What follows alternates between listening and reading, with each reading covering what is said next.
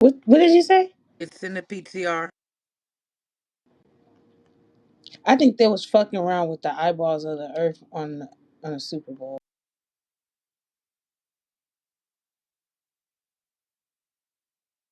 Cause isn't New Orleans where they have those pyramids at, and then on the dollar bill they got the eyeball detached from the pyramid.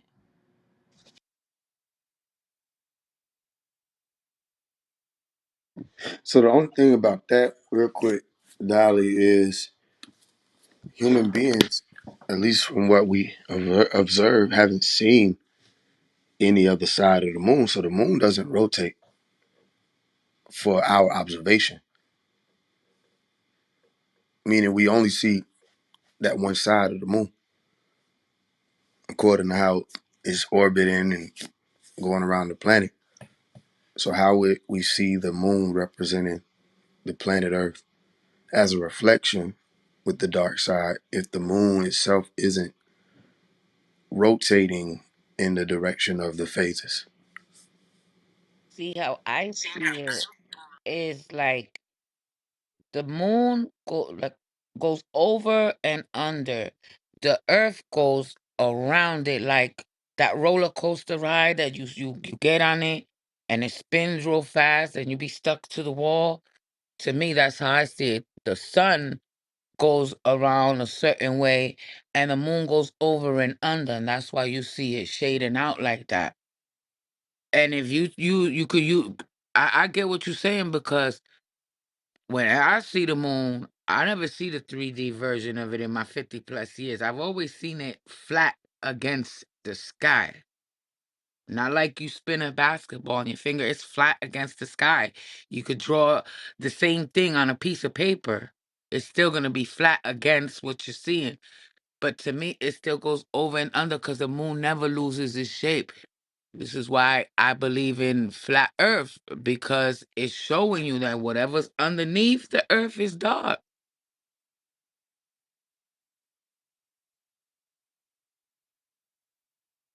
It's like a flashlight concept, right? What do you think?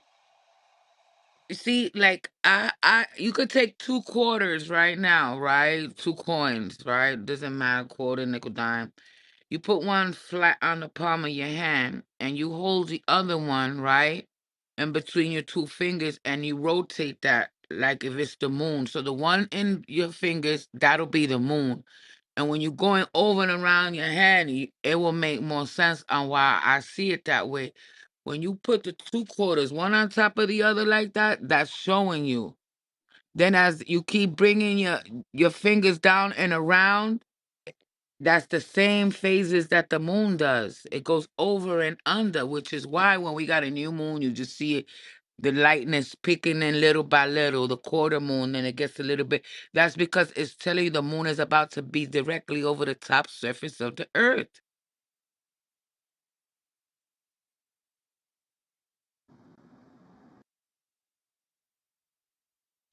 Reflections don't behave like that. Well, is that I said, like a reflection wouldn't behave that way. you? I don't It's know anywhere. Go ahead. for more of an understanding of what I'm trying to like really say. Like, there's this thing I think it's called a gyroscope. Um, yeah, gyroscope. It'll show you more of an idea of how I view things because you got to also put into the context of the toroidal fields, right? And I believe that the moon and the sun are attached to toroidal fields, but they don't spin the same way. Look at the gyroscope, for example.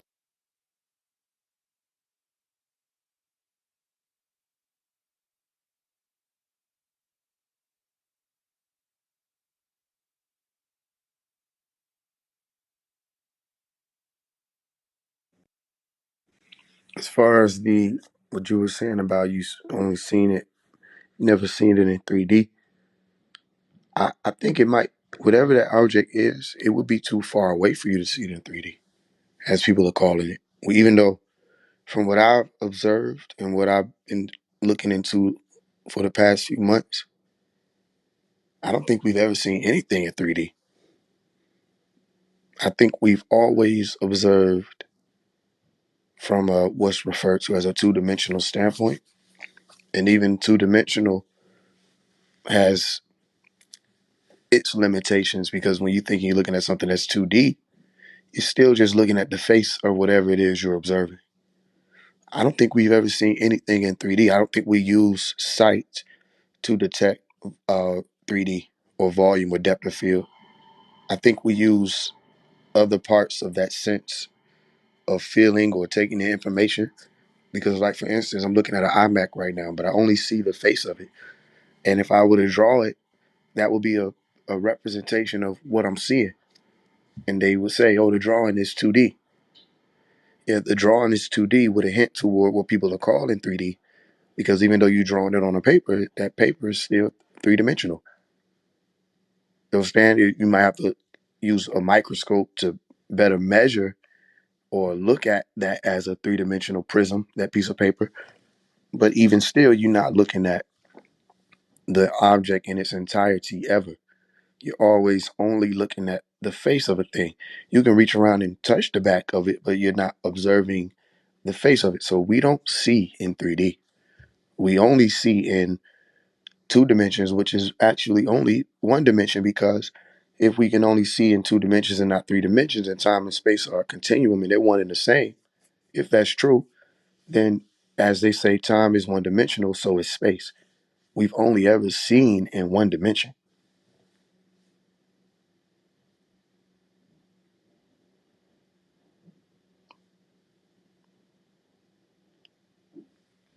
So if you look at my PCR now, that's how I see it. See the yellow disc in the center? I feel that that's like the earth right there, right? The ring that's around it, like laying around it, that's like the sun, where the sun will be like spinning that direction. And the one that goes over and under, that's the moon, where it's attached to that. Only the only thing with that is the sun always goes toward due noon, east to west. So we see due noon, meaning when we look up, we see the sun. That would mean that that belt wouldn't be laying down horizontally. You see what I'm saying?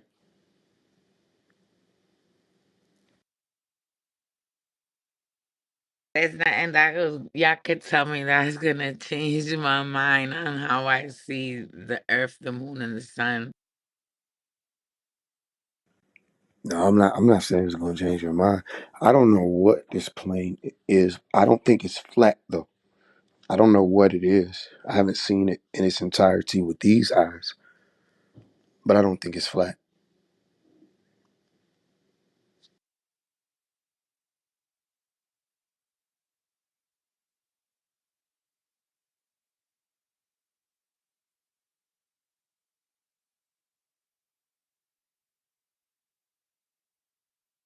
If it were flat, what would the outskirts be? Like where is the out like the outer part of the planet or the plane? I'm sorry, could you repeat that? Like if for the people who think it's flat, like where's the out like the outermost part of the plane? Where is that at? See, like another reason why I feel this way, like I feel like whatever is outside of that, where you see darkness, because you know when the moon come out, everything is dark, but the moon, right? The darkness on the outer borders of the moon. So I feel like it hasn't been discovered yet.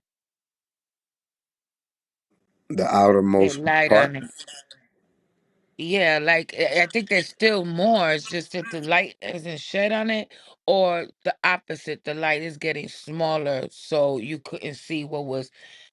I wish I could explain it, or you could just see what I see in my mind's eye.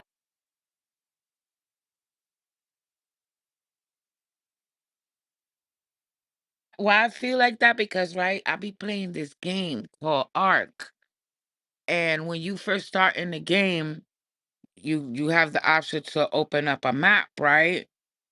And everything on the map is still shaded in. And as you go exploring and moving around, the map starts to open up more, and you start discovering new land. So that's why I see that in that way too, because it hasn't been discovered yet, or like I said, light hasn't been shed on it yet. I could be wrong, I could be right, but that's how I see things. I think it's an interesting way to see things. I don't know. A lot of the flat Earth community got upset with me when I went. You know, challenged the Bro Sanchez, rest of you people, because my whole thing is listen. It's okay to have great ideas. You still don't know, and to assert that you do, and to form theories collectively, and all, it just becomes a religion. And people are going about it religiously to the point where even when they take trips and say, "Hey, we're gonna go to Antarctica," and they show people, "Hey, look, you see the what they call it, the midnight sun or something to that effect. You see that there, and da da da da, and you see how it's up there for 24 hours and it's going around still." And they're right there looking at it. Some people are able to say, "Okay, this is I see. I didn't think this was real." And other people was like, "Yo, this is green screen, all this other stuff," which it was very clear that it wasn't, because literally the keying thing that people were talking about, that was obvious. And I do keying, I edit, so they wouldn't use no green screen of that magnitude and then miss this little bitty piece on the clothing. They just had the chroma thing on. It was that easy. And they were talking about there were no footprints. I'm looking at the video. I'm like, these are footprints. They had like 50 different people with different angles, and people still like, no. Again, I think it's the same thing with the spiritual community. People don't want to be lied to. They find out they get lied to. I think it all began with people saying Jesus wasn't black. I mean, Jesus wasn't white. As soon as they said Jesus wasn't a white man and that the images was a lie in the church, I think some 40, 50, 60 years ago, that's when people started getting upset and wanting to find out how much more could they have been lied to. And it just went from one thing to another. And now giants cut down trees and built the planet, and a fucking rock that looks like an elephant must have been an elephant, right? Because carbon turns to silicon and processes. What process? Just processes. I just think that people have good ideas. It's just they don't like that they were lied to, so they just refuse to accept any type of science anymore, which makes sense because that's not science. Science isn't accepting. It's just that we don't have communities of people that are going out to go find the answers anymore.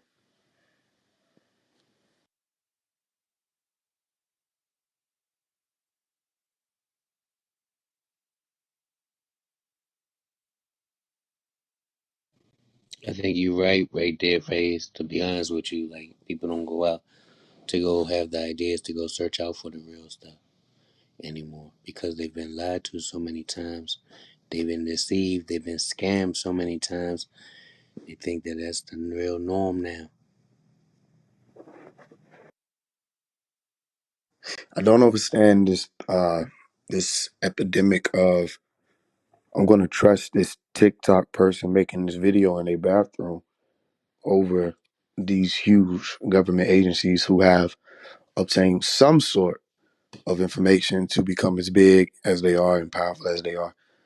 If you're going to trust anybody, the question will be, why would you just trust a person just making a video when it comes to science and things like outer space and all that, as opposed to astronomers and people that have put in decades of work, and common people and all this? Everybody's not this government agent that appears on CNN to tell you don't worry about the asteroid coming.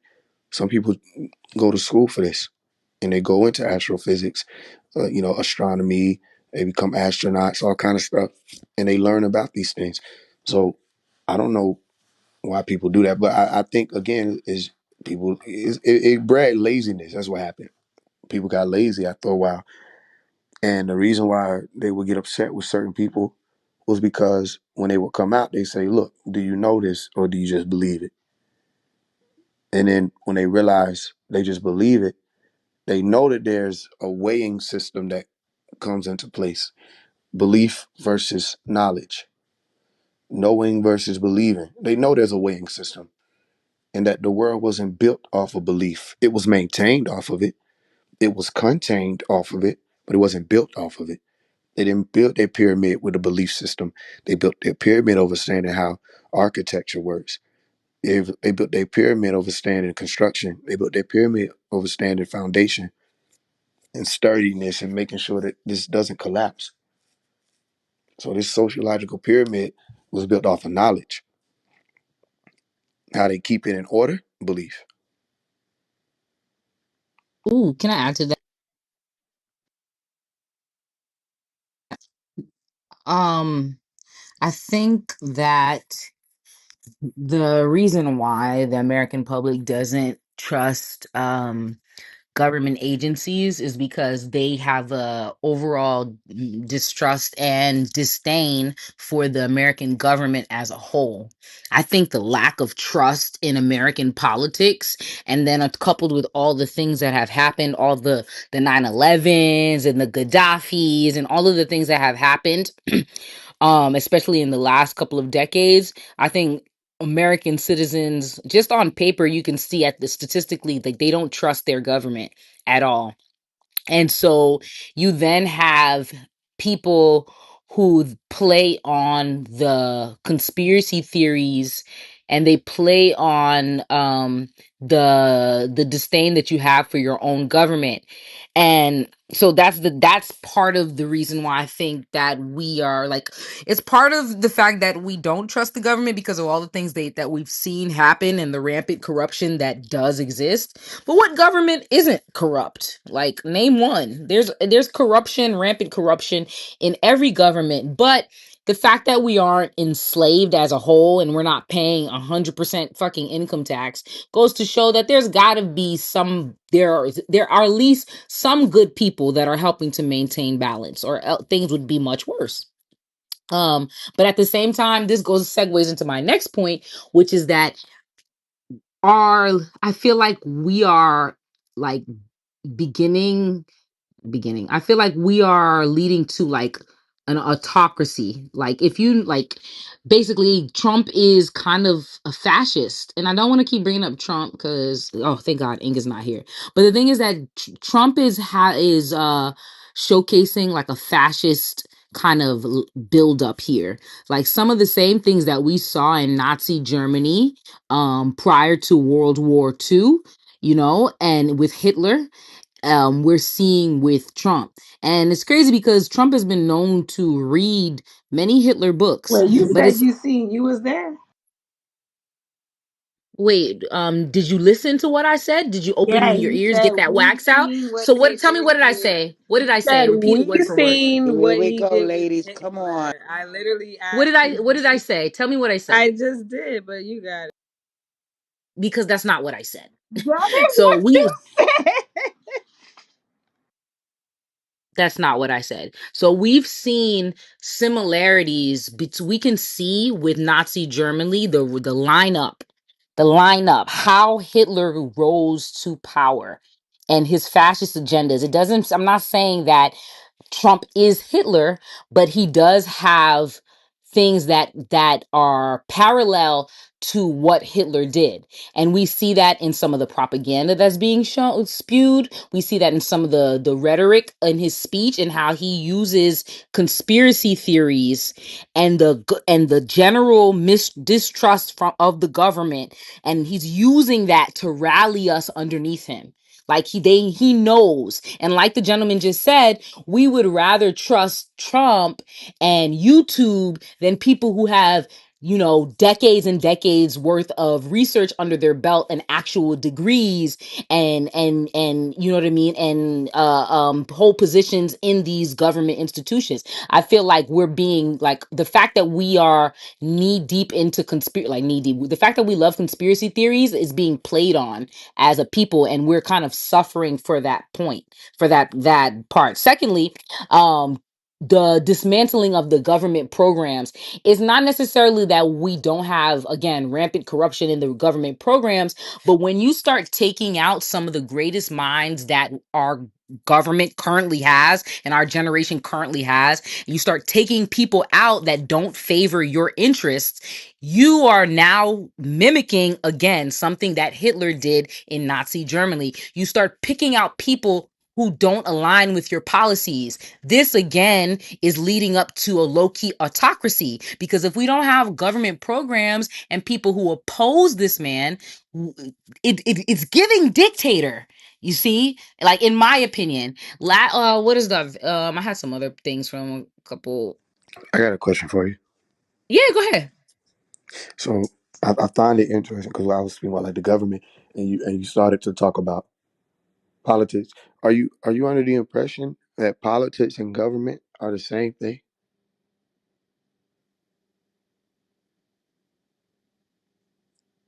Politics and government are the same thing. So I mean, No, I'm politics asking, is are you under the impression that uh politics and government are the same thing?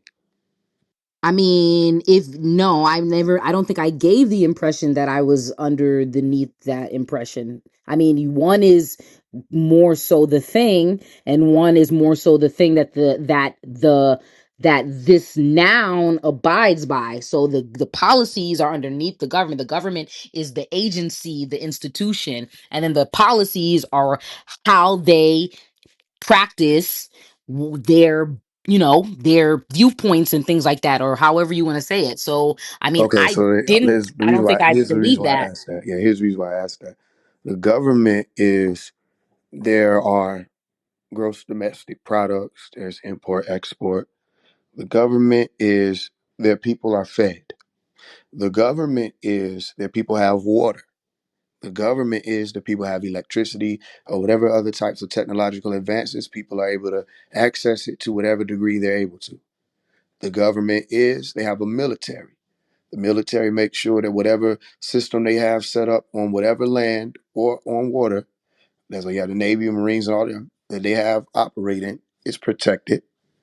Even if you don't agree with what they are, who they are, if Russia decides they want to come in and take the land or dominate and take territories, there's a military in place or military technology. All right, automatic weaponry, all kind of things like that that could help fight and defend the land. Now, if you're a person on that land, operating in that land, a part of that government, under that government, or however you see it, then your government, listen to the word, is responsible for governing your existence so long as you're a part of their establishment. Now, if you want to get yourself expatriated, you got other places to go, that's a whole nother thing.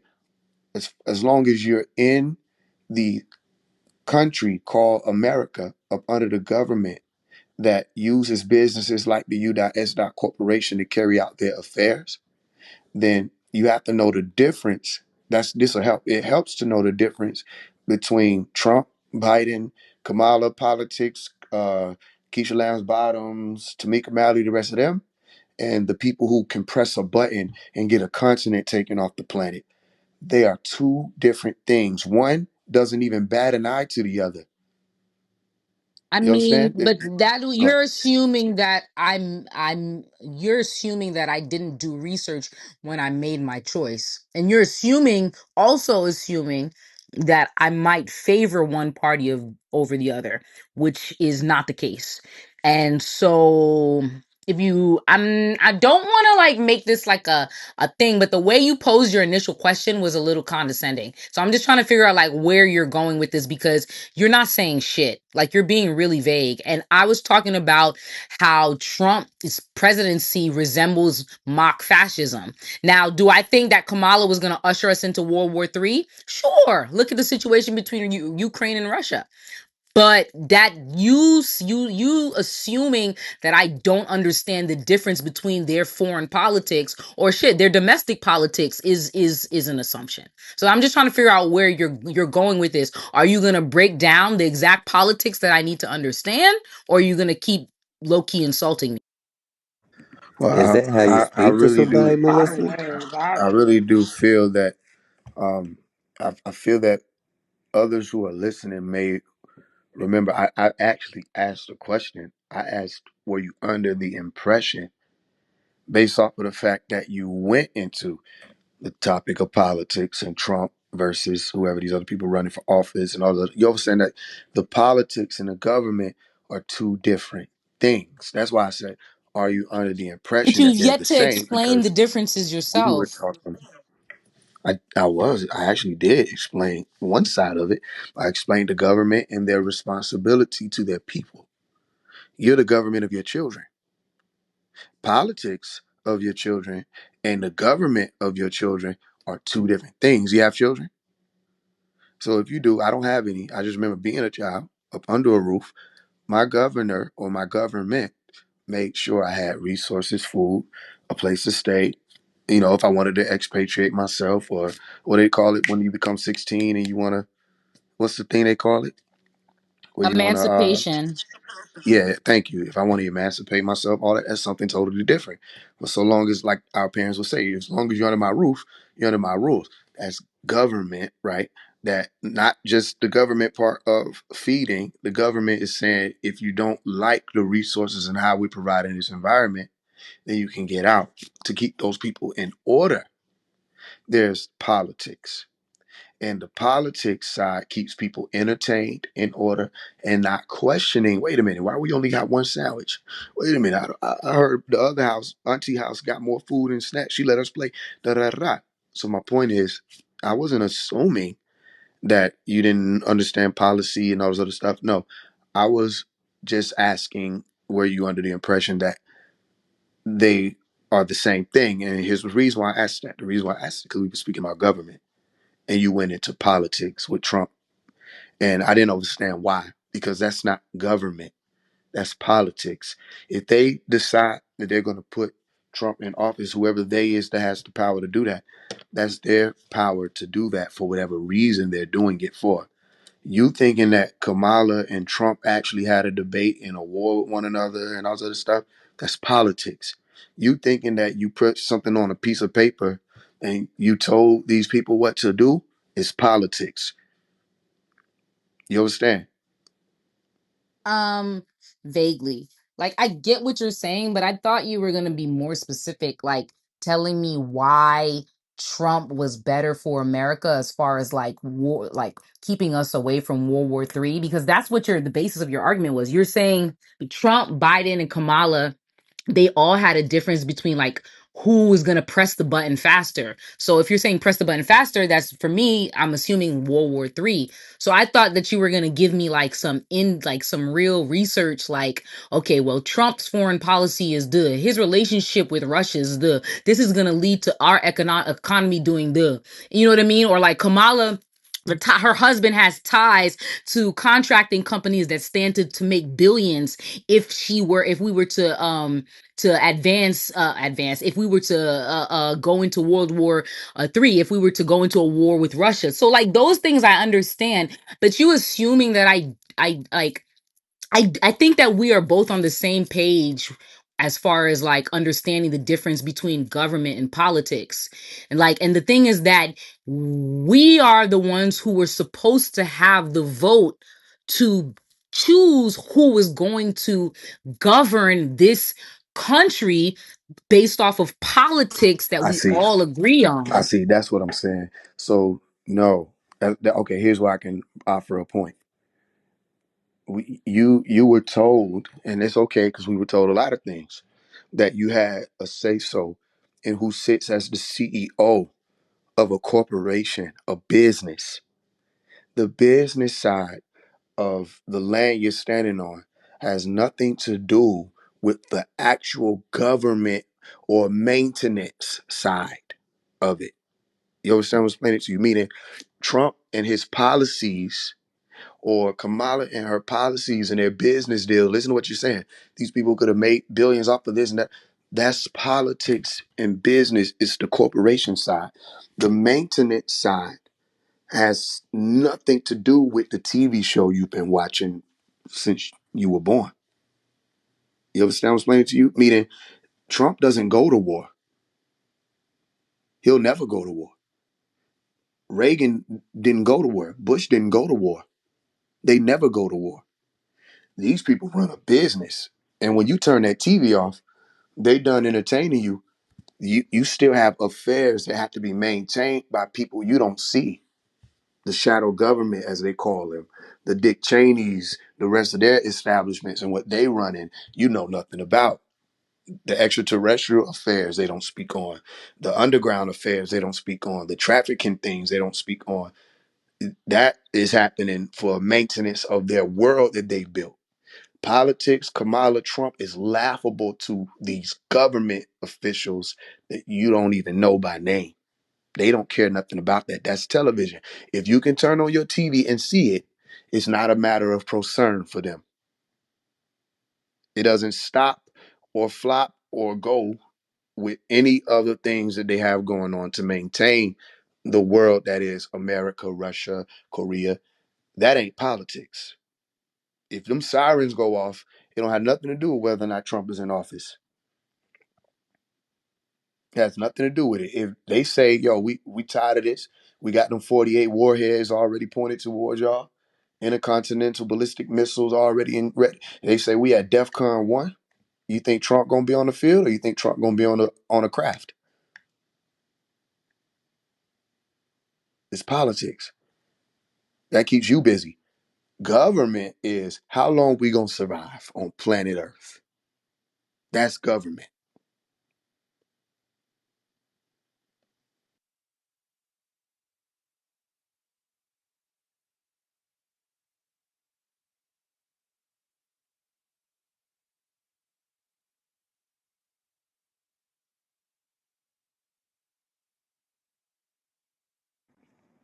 So I wanted to when we were talking about the eye, I was saying something about New Orleans, and that place would be the place that they picked. But then I was also thinking about the ultimate portal and stuff and siphoning energy for the 9/11, because 9 is what, 2025, and then 11 is 2027. So whatever the Super Bowl and who they choose for 2027 is going to be crazy, because you already know the planetary alignments. But then, like, all this talk on Clubhouse and stuff about like the pyramids and how they have a whole bunch of ancient pyramids in Louisiana. And then the dollar bill has the top of the pyramid up, glowing with an eye in the middle. And they did it in New Orleans. And Kendrick Lamar had this all seeing eye ring on.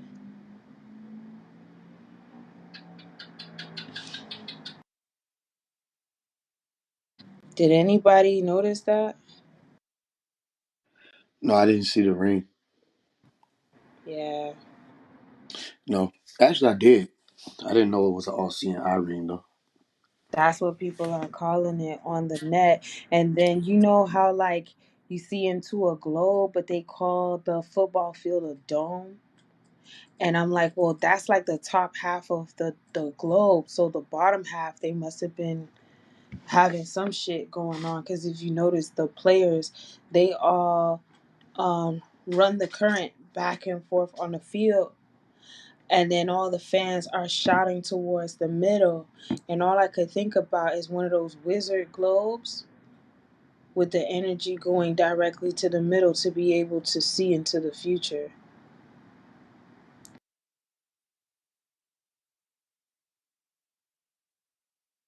That's an interesting thought. Yeah, that's pretty wild, right? Yeah, what I think is so interesting is remember y'all was just talking about planes, and okay, then the Super Bowl comes, and everybody's talking about the Super Bowl, and what's next? March is full of natural disasters and earthquakes and things like that, right? Okay, so then that'll happen, and then people will be on here talking about that, and then what's April? A lot of politics and threats and all kind of stuff going on in the political area. What happens in May? A lot of murders and deaths of celebrities, and then what happens? People Well, that's through their all of that. form of Tabaski. You know that they gotta do their sacrifices before the summer solstice. What I mean is, people are going to be talking about But did you whatever they. caught what I just did you catch? Yeah, I did catch what you said. Sacrifices happen every day. No, but like the You know what I mean? pig sacrifice, you know how in the Muslim, well, they do the tabaski for protecting their firstborn. Well, the people of darkness, they still have to do their sacrifices too, because energy is energy.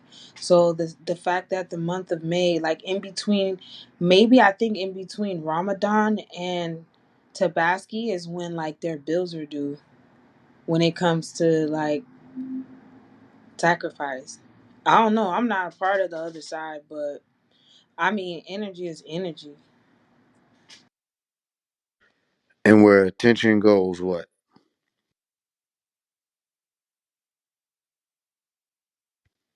Unless people forgot, so a lot of people said where attention goes, energy flows, right? So what I'm explaining to you is y'all were just talking about planes, and everybody had their theory about planes. Everybody, people started to integrate DEI into the reason why planes were crashing, and then somebody danced for everybody, and people forgot all about it. Is not any different than what's been going on for forever. Whatever that's their eye at the top of the pyramid, sprinkle down, everybody picks up and dances with it, and then they go to sleep. And then they wait for something else to be sprinkled down. The issue here is you're in a day and time where you would need to be in the seat of being bosses. Look at this title right here, which maybe come in. Mob boss. You need to be bosses. That's what elect is, or elite. That's what that is. Bosses don't wait for other people to do things to respond to it. Bosses are not reactive, they're proactive. And I've observed a lot of people in all these different communities call themselves gods, the chosen, all of that. You're not acting like it. You know what I mean? And trust me, I watch the whole algorithm. I pay attention to all these different things, all these different angles. Is people are so easily distracted and entertained. And the whole while they're saying, I'm not distracted. The whole while they're saying, I'm not entertained. But they're right there at the theater. They're right there at the arena. They care about who wins the Super Bowl. They care about who performs. They care about which rapper is hot. They care about what songs dropping next. They care about what's the newest item to be sold on Shein or however the fuck you pronounce. That's people care. And if I'm a wise person who wants to keep my seat as the elite, and not only my seat but my children's children, I'm going to exploit and capitalize off of people's their inability to focus, their inability to stick to something and carry out whatever those works are they said they're going to carry out based off that something. And that's what these people do. You understand? Because, okay, now that the Super Bowl has happened, right after the planes happened, right after the fire that happened, everything that was going on with that, what's the central message that your reality has been saying? What's the point? Meaning, what's the dot that every single one of these events have been pointing toward? What's the dot? New World Order. And is it a good thing or a bad thing, New World Order? To be honest with you, we need a change. We need a whole new revamping. It's a bad thing. I can tell you that. I'll say it's a natural thing. It's a bad thing. It's planned. There's nothing natural about it. It's a natural thing. It happens all the time. It's This is planned. This is not natural. This is not It's natural. They came the in with an agenda. the planet undergoes these changes constantly. Like every 400 years, like there's a whole new plan for this place. Continents sink, continents rise, planes bomb, planes explode into buildings. They come up with a whole agenda. Like they have this thing is consistent. Like these people, for a lack of better word, or like for lack of better awareness of of what these are, I'll say these Masons, and I'm talking about the Freemasons, not the Masons in here who are running around, because the Masons in here, they just be doing what the Freemasons want them to do. They shift things, they shift landscapes, they shift all these type of things all the time. Like things are moving from here to China, it's going to move from China to Africa. All these shifts are consistently happening. And because at one point everything wasn't in the West, it was somewhere else, and then they came here. So these shifts Shifts happen happen all the all the time, time, and and it's it's consistent. consistent. That's That's what what I'm I'm saying. saying. It's a natural thing, Like, like for these shifts to occur. I I don't don't want want to to say say it's it's good good or or bad. bad. It just is. Otherwise, it Otherwise, it wouldn't be wouldn't be happening. happening. Jerry, mute Jerry, up mute for a up for a second. second. I thought he was done. Yeah, you go ahead, Jerry. Okay, thank you. No, it's not natural at all. I mean, yeah, it's not natural at all. You started out with continents and sinking and stuff like that. That's natural. That's the Earth. This is man-made planning. This is designed to separate the haves from the have-nots. That's the logical conclusion. You have or you don't. And that's what you call anarchy. That's what you're going to cause to have civil war, civil unrest, and that's when you lead into martial law. Martial law is the ultimate thing to have control over your citizens. This COVID thing, when they activated it, that was a test run to see how you all. I said this a few days ago to see how you all are going to react. It was a test run. You're going to do this. You're going to do that. You can't go here. You can't go there. That's a test run. Do you And think all that the this people? Do is. you think that the people? But Do let you me think finish. comply Let me with the finish, comply please. with Let that me test finish. run? Let me finish. So with that being said, this is not natural. This is man-made. This new world order that you speak of, that's only the beginning. There's nothing natural about that. This is a man-made thing. Now, what was your question, brother? Do you think that Do you COVID think that 19 was COVID a 19 test was a run? test Do run? you think that Do you think that the the masses masses complied to that? complied to that? Hold The on. majority of Jerry, yeah, can you go on mute when somebody else is speaking? Because there's an echo in your mic. Just so that way we can hear what they're saying. Go absolutely, my ahead. bad. Go ahead, Delano. Do you think that the masses complied to that test run that would happen? That you said that it was just a test run for the government? Oh, I think the masses did comply. You didn't see people moving in mass. You saw rebellions every few meters down the road or something like that. But the vast majority of us, we stayed our asses in. Schools were closed.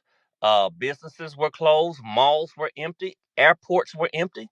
Absolutely. You had to have, I don't know about you all, but here in Tennessee, we had to have paperwork to say that we were essential employees or essential to the way of life for us to go up and down I-75.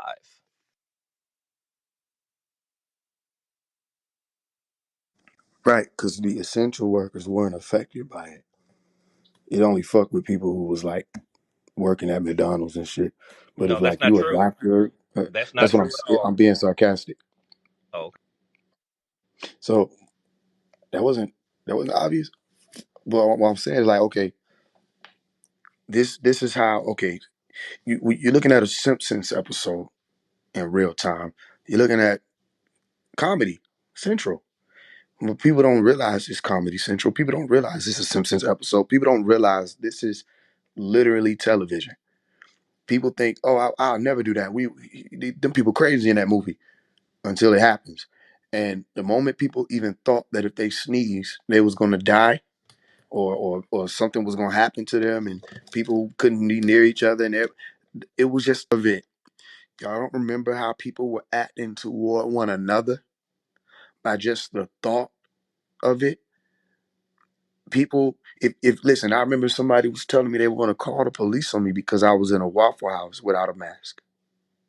They were going to call the police on me. So I don't think it's really, people acted crazy with Y2K. People have this tendency to lose their mind regardless. And one more point I would like to say is human beings are natural. So whatever human beings do, that still falls within the realm of natural. This is what humans are doing. And the reason why I asked about whether or not it was a good or a bad thing, I know there are going to be people who feel one thing about it, another thing about it. Some people are going to think it's good. Some people are going to think it's bad. It's already written like that. A great and dreadful day. Some people gonna think this is a great day in time. Some people gonna think it's a dreadful day in time. Some people gonna be scared as hell of planes. Some people gonna be catching planes now because they know people gonna be scared as hell of planes, so there ain't gonna be as many people. It depends on how you navigate this game. I say the New World Order can be seen as a good thing, or it can be seen as a bad thing. And then people's navigation is usually predicated on what they see. You use people as you said something interesting. You said people do things so that's automatically natural. No, Um, I didn't. I said people are natural. okay, people are natural because a lot of times people do things that are not natural. Like what? So, well, you look at your predators, your sexual predators. That's not natural. You Wait, look at can I respond while you speaking? Is that go ahead, okay with you? go ahead. It is natural, or it wouldn't be able to be done. You may not No, like it. It may be frowned upon. It's still a natural occurrence. It happens because this human being has it in its capabilities, in its nature, keyword, to do so. that does not make it natural. In the realm of science, uh, in your social science, in your mental health science, as a psychologist, as a mental health professional, that is not natural. That thinking, that way, that being, that behavior is not natural.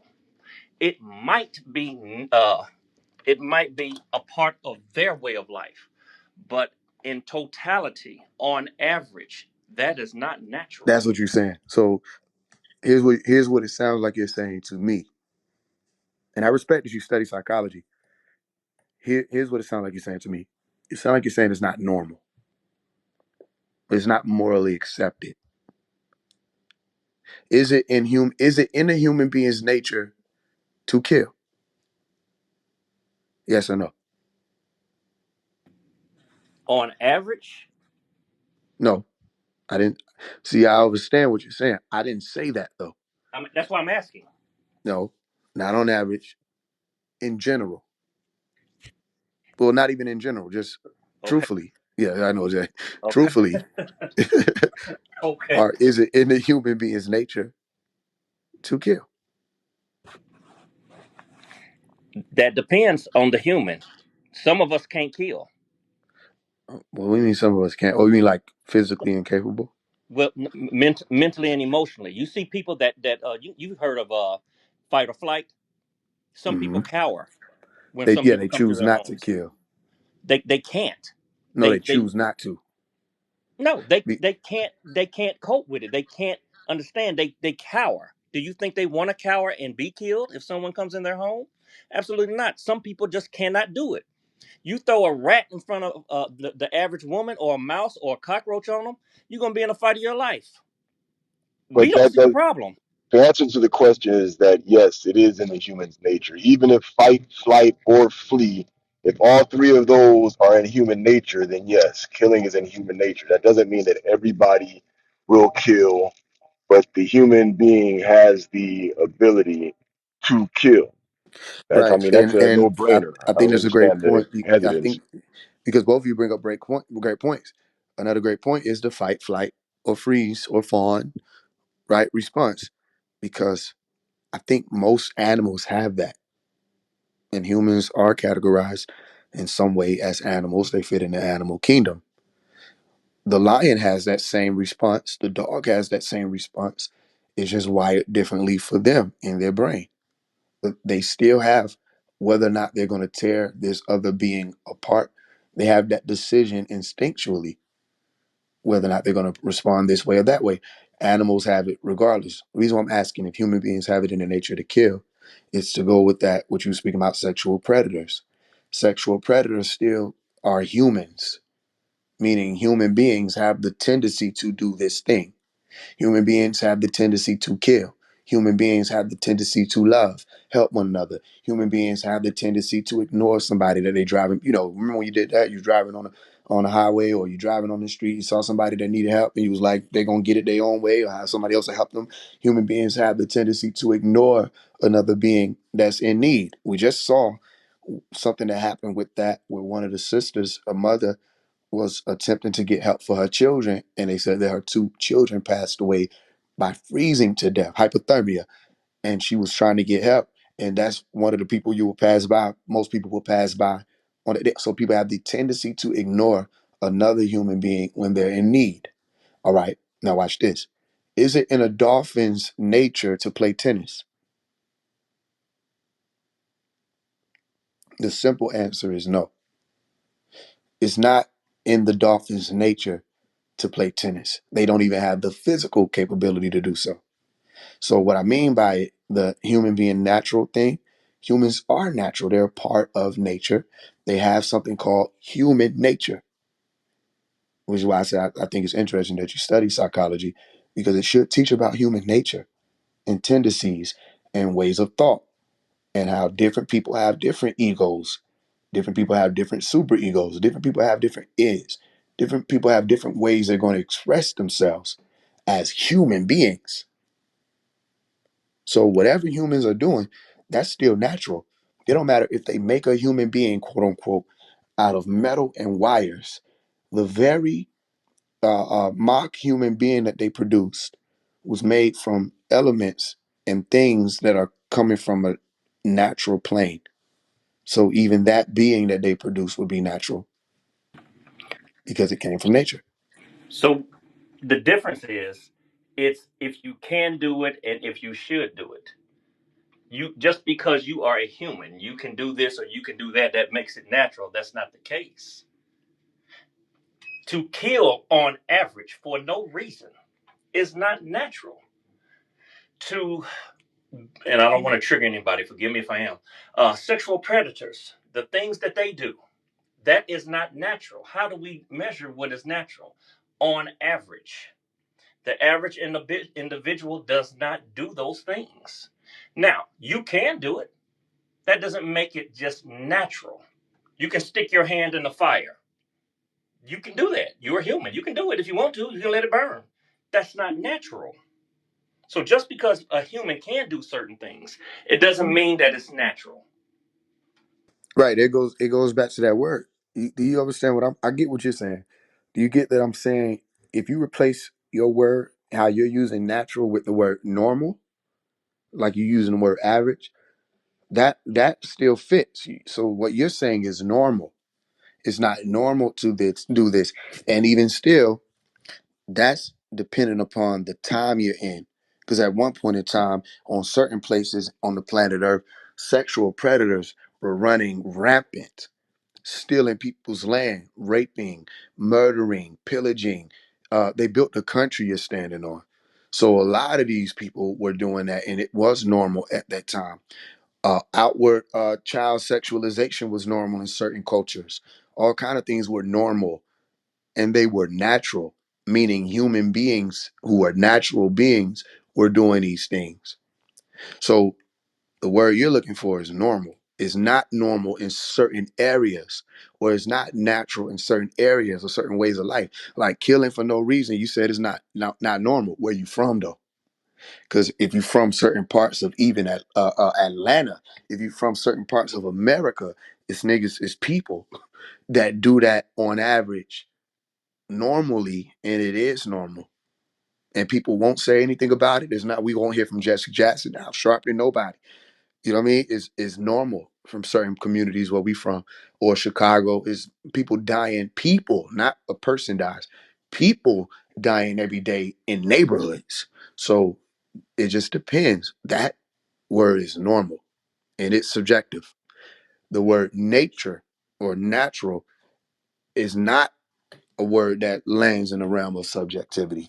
It's a word that lands in the realm of objectivity, saying helium, oxygen, carbon, the things that compose these beings, nitrogen, these beings, whether they're humans, animals, as whatever you want to call them, dogs, dolphins, they still are natural beings composed of natural components or things. So everything that's happening in your plane is happening in the realm of natural. They even have something called natural selection, where nature will decide whether or not certain beings can live on planet Earth anymore. Why do people feel that human beings are exempt from that? If you if human beings destroy themselves, that was a part of their course of nature. They did that to themselves. And then the planet will replenish herself. And a new form will come, a new life form. A new life forms will come with that replenishment. You understand what I'm saying? You get what I'm saying? I mean, I understand. I don't agree. And I could give an example, but again, I don't know people's background. I do not want to offend anybody. But I will ask you this: young children, are their bodies prepared for a sexual encounter? No. Okay, so that's not natural. That's not average. That's not normal, whatever word you want to describe. It's none of the above. And I'm going to leave it at that again because I don't want to trigger anybody. And if I did, I totally apologize. But that's one of the best examples I can give. I get what you're saying. So here's the thing, and I really do respect your sensitivity approach on this subject. The human being doing the thing to the child is still a part of the natural course of human beings, regardless of whether or not it's quote unquote normal or average to do. The human beings still have the tendency to be evil beings, especially when they're deprived. They're deprived of their sexual desires. They're deprived of their carnal desires of food and water. You put people in a forest and they having a fight to the death to survive, or the gladiator chamber to survive. Human beings will show that they have an evil nature. The evil nature is still a part of their nature, or they would not be capable of doing it.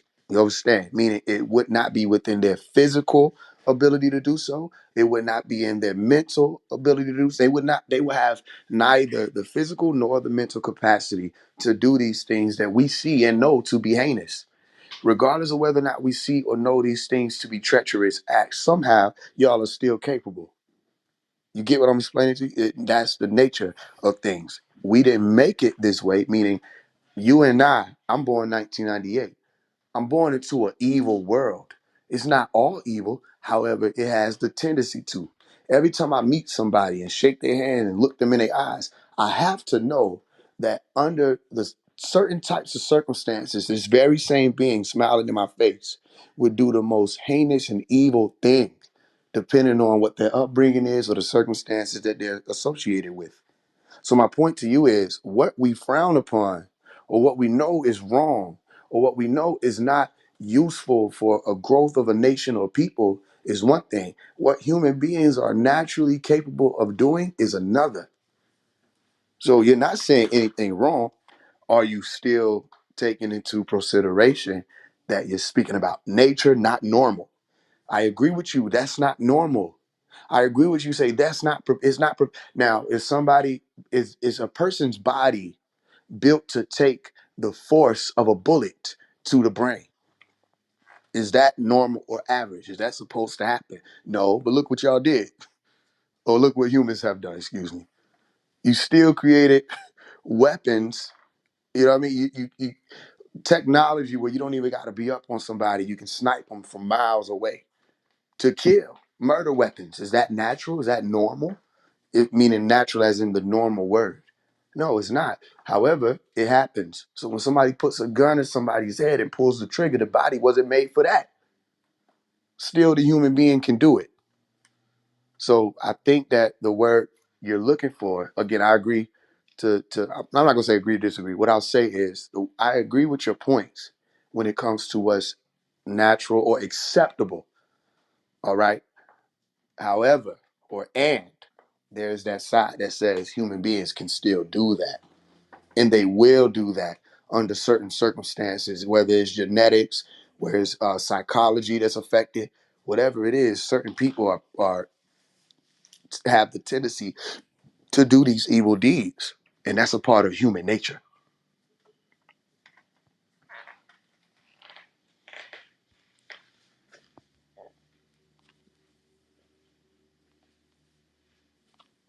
And I hear what you're saying, and I'm not going to keep going back and forth out of respect for the room because I want other people to talk. I don't agree, but I do hear what you're saying, and I respect your point of view.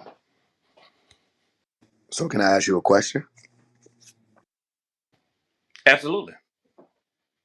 As far as what you studied in psychology, what exactly is it if we were to focus in on what you're saying nature is or was not natural? What is it that would cause for a deviation in one's nature that'll cause for them to do some of these deeds that we're speaking about? I wish I could put it in a one size fits all, but as we know, each individual is different. Some of us can go through car accidents and not have a problem with it. Some of us will choose not to ride in the car again. Some of us can be robbed and be like, damn, I made it. Some of us can be traumatized. So it just depends. um, Individuals who typically, for example, commit sexual crimes. I say that because that's my specialty. They were victims themselves. It's not necessarily that they are like the pleasure of it or anything. They were victims themselves. And what was taken from them was power, control. So what they do is try to get control from the next person. Some people have been victims and they're in therapy, but they're doing okay, and they don't want to victimize another person. Other individuals, unfortunately, go out and offend on individuals. So it just depends on the person, because what may affect you may not affect me, and vice versa.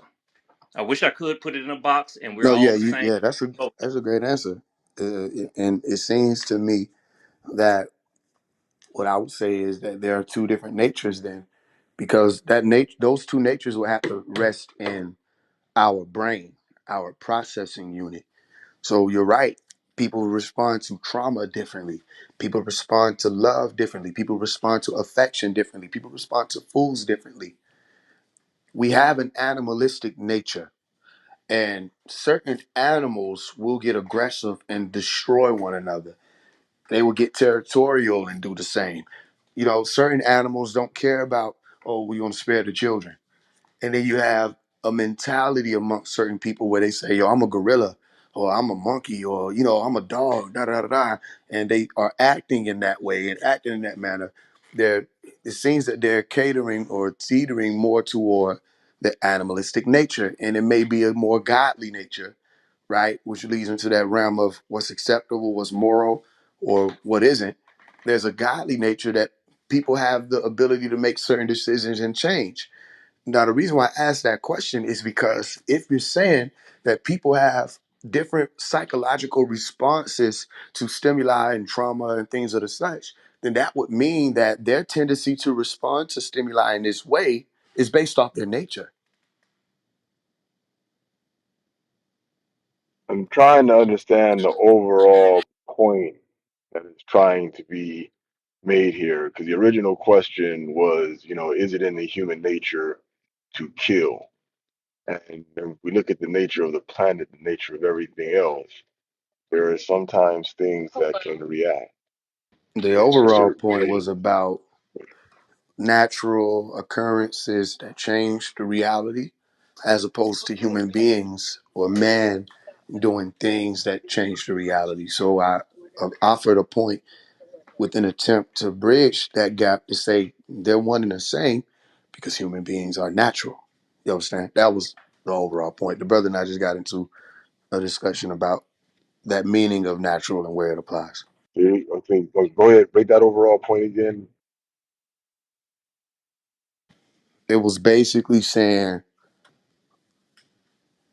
whether or not man is a natural thing, meaning, okay, earthquakes, earth crust displacement, tectonic shifts, uh, volcano eruptions, things like that, as natural occurrences that affect the planet. So there's a change there. The brother Mugen was speaking about it. And then you have the changes that human beings bring. The brother Mugen was speaking about that. And then there was a point of, well, human beings or man is not a natural thing. What man does isn't natural. These are man-made occurrences, meaning it's not a good thing, whatever that new world order would be based off of what man is bringing. It's not a new world order that would be happening naturally. This is what someone was saying. So I offered that man is a natural being. And so what man does is a natural occurrence because man is a part of nature. It just depends. The point of it all is just it depends on how you looking at it. Even with whether or not you think the new world order is good or bad, it depends on how you're looking at it. You don't even have to choose to see good or bad. You can stand in the center. I just thought it was a point to bring up that man is a part of nature, and we may not like what man does. Man does it though, Or and the question would be, why are they able to? Go ahead. does nature have laws? I think nature has ordinances that tend to shift in accordance to whatever is occurring at the time. So not necessarily laws, ordinances that can shift. If you want to say laws, I would say those laws shift. So in other words, like self-preservation, like opposites attract, certain basic laws that go across nature. I would say that it depends. Not every animal will choose to preserve themselves. Some animals will sacrifice their own life for the survival of their young Or for the or for. offspring, but no, self-preservation basically means it's either me or you, not for what we do with our children. But if you're gonna try to take me out, I'm gonna defend myself. That's what I'm saying. It depends because you have the Cain and Abel. Some people are more agreeable than disagreeable. Yeah, watch that Gladiator movie. One of the brothers just got on his knees when he realized that he was going to have to fight to the death. He chose not to fight, and he just got on his knees and accepted the death from whatever the beasts were, the monkeys that they released on him. Some people are more able. Some people are more Cain. But that would be the spectrum of one nature, though, wouldn't it? Yeah, a dual nature. It'd be a dual nature or a spectrum. It'd just be a spectrum within the nature. Okay, well, is a spectrum dual? Because okay, here's what I'm asking that. If somebody says, "Yo, I'm going to kill you," right, and they like, "Yo, it's either me or you." There's two choices. It's either me or you. That's what I'm saying. Is it No, no, dual? no. I mean, Are in you the saying sense there's more that, to it? no, I'm saying in the sense that you say some people might fight and some people might flee. That is that two natures, or is that just a spectrum within the entirety of the nature? In other words, just because something's in the nature doesn't mean everybody reacts the same way. You know, Yeah, that's my point. So then that right, means right. that if we're meriting the nature or that spectrum on the responses to stimuli or the tendency to do a thing, the person who decides to kill is operating from, let's use that spectrum. Okay, we'll say spectrum. They're operating from the decision to kill side of the spectrum. The person who decides to flee, to freeze, to fawn, whatever, they're operating from those sides of the spectrum. So the Right, yeah. nature is not one-sided. There's no one size fits all nature. It's just nature altogether.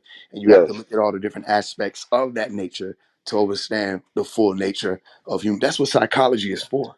And to be That's clear, what neuroscience is for. to Go be ahead. clear, I'm not coming with to be clear, I'm not coming with any point of contention or anything like that. I'm just, No, we good. I don't feel like having that. this dialogue. I don't feel like that. Even if you were, that's fine. We can speak. I'm just, 'cause this thing that we call nature, because different humans may have a different nature. The origin of a thing determines its nature. How it comes up, how it's raised, how it's produced, how it's created will really determine its nature. That's why different animals in different kingdoms, they have different natures, but it's all within the overall nature of this planet. You know what I mean? So Let, let's go back to that word spectrum that you used. How a human being is brought up will determine or have an effect on, because let's not say determine. The reason why I'm saying that is because just because you were raised up in a Christian household doesn't mean that you won't become a Satanist. All right. And just because you were raised up in a satanic household doesn't mean you won't become a Christian or a nun, you know what I mean, or a Muslim, all right, or an atheist. So it'll have an effect on it. Then you have to factor in all of the different types of events that this human being will encounter and undergo throughout their lifetime. And whatever natural standpoint they were operating from at one point, they may shift that. Let's give an example. Somebody was telling me the story maybe like 5, 6, 7 years ago about somebody that they were doing work with herbs and things like that, and the person was a woman and she was attracted to women. So she only dealt with women. They got her on these herbs, and she was talking to them, saying she doesn't know why, but lately she's been craving the attention of men, and she wants to interact with men. And he was explaining that there was an adjustment to her hormones by the herbs that she was taking. Do I know this is true? I don't know. I wasn't there. This is just what they were telling me. So my point is, there's a possibility based off of what they were offering that some people can literally change sexual orientation based off of whatever it is they're dealing with internally with their hormones. You understand that? So what does that mean? That at one point in time, their sexual nature would have been they were homosexual, and then there's a shift in their hormones or their mentality or whatever happens psychologically, and they say, you know what, I want to be heterosexual now. People do it all the time. You didn't need a herb to do it. People just make the decision. The nature shifts when you make that decision. You get what I'm explaining to you? When people choose to be more feminine, they tend to produce more estrogen. That can happen based off of somebody's decision. When people decide to be more masculine, they tend to produce more testosterone. That can happen based off of a decision. And then you do more of the things that cause for testosterone enhancement or production. And you change your literal nature based off of what you're doing. So what happens when people encounter certain things that alter their nature? They're deciding to do it, or they encounter it, and it causes for them to operate from another side of the spectrum. Well, altering the nature wouldn't be a part of the spectrum. I mean, it's a alterization, if I'm getting that word correctly, and you'll be like a withering branch on a tree that soon dies and falls away from the rest. So that, that might be, some things do go against nature, like one brother was saying before. Just because you can do it don't mean it's part of your nature, or even if it is a part of the overall nature. Like people like to point to the animal kingdom and their lifestyles and try to juxtapose that upon what humans do as if it's in nature. But human nature, as a society, we also make decisions as to what is socially acceptable, so to speak, come Exactly. together, You also have a more active frontal lobe. You also have a more active or more advanced prefrontal cortex. which wouldn't contradict nature because, as you It say, doesn't. if It's a it's part of human it. beings, yeah, it's a part of That's why I our say nature to discern. even with what you said, the juxtaposition is valid then, because human beings do things that animals do, and animals do things that human beings do, and then certain animals may attempt to do certain things where they meet their limitations, which is why they run these tests on these animals or the cousins of human beings, the 48 chromosome possessors, the chimpanzee, right, the orangutan, the gorillas. They'll run tests on them to see how far they're able to tap into things like that boss lobe or that frontal lobe. But yet, With human, if a human being suffers an injury that affects that lobe or affects certain parts of the brain, certain parts of their nature will be thereby affected. You understand that? Meaning, if you suffer a concussion, you could lose your ability to retain memory, to retain things. Your Broca's area could be affected. Your memory consolidation could be affected. If you receive an injury to your frontal lobe, you could be like, yo, I can't even figure this out how I used to be able to figure things out. My critical thinking is hindered. But that's You not understand? So natural. it's a natural occurrence that, okay, is it a natural occurrence that human beings, can it occur? This is what I should ask. Can it occur that a human being can suffer an injury to the brain? Yes, and it is natural. And if it's not natural, all I ask, like I asked the other brother, is to explain how it will happen if not within the realm of naturality. so therefore accidents then are within the realm of nature. So Yes. for example, if I get in a car accident in my automobile and suffer brain damage, that car accident is somehow a natural occurrence because human beings built cars. I Yes. mean, I feel, and that's when I would, that's where I would beg to differ, And I don't you I don't know. mind that. All I'm asking And y'all to and do the is only reason I would say that is because, like the concrete jungles that we create, they're not with nature.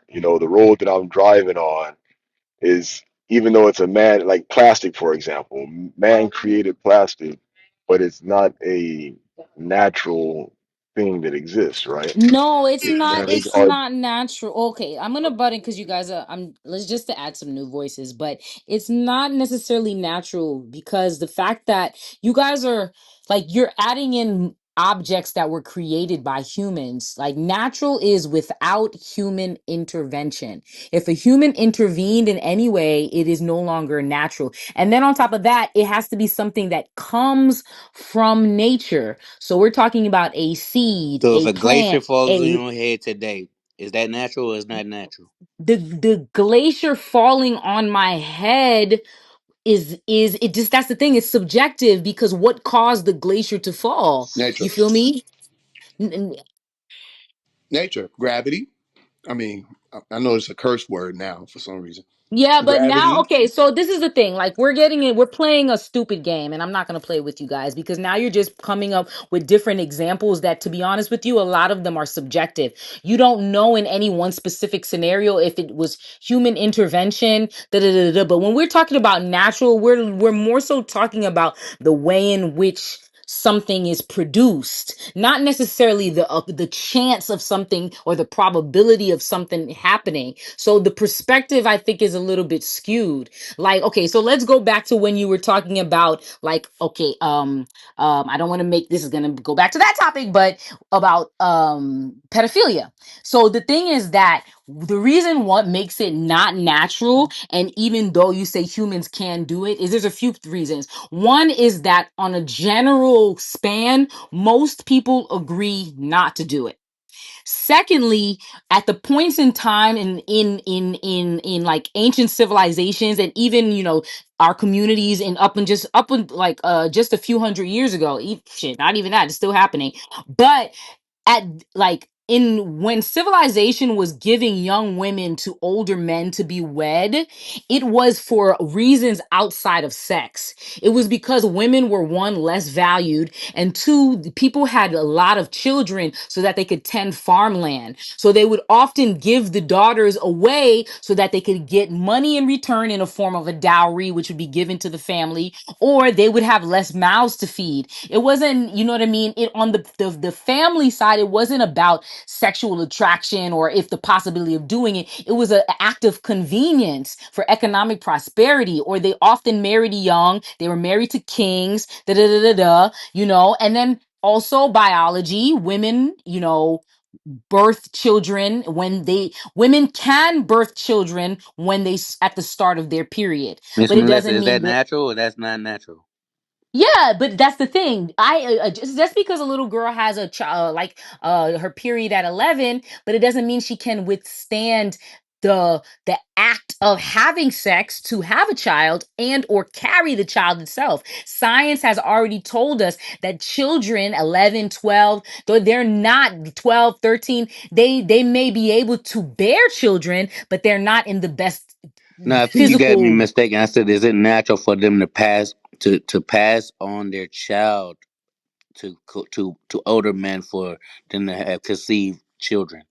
That's No, back there then. no. The reason why it's not natural is because the act stopped. You're not gonna get a tiger to stop eating meat. That's natural. You feel me? The reason why this act stopped is because women no longer agreed to the participation. If it was natural, women would want to do it with you because it would be ingrained in their psychology to do this at a certain point of time. They're not doing that with you. You feel me? So it may be desirable to men particularly, but when women stopped participating by force, it showed you that it was not natural, Miss or else it Melissa, would I have think you got me So continued. mistaken. can I I'm say talking something about real quick? if the tables was on the wrong side of the shoe. If a female did that to a child, to a male child at that age, is it natural or is it not natural? She takes his virginity at that young age.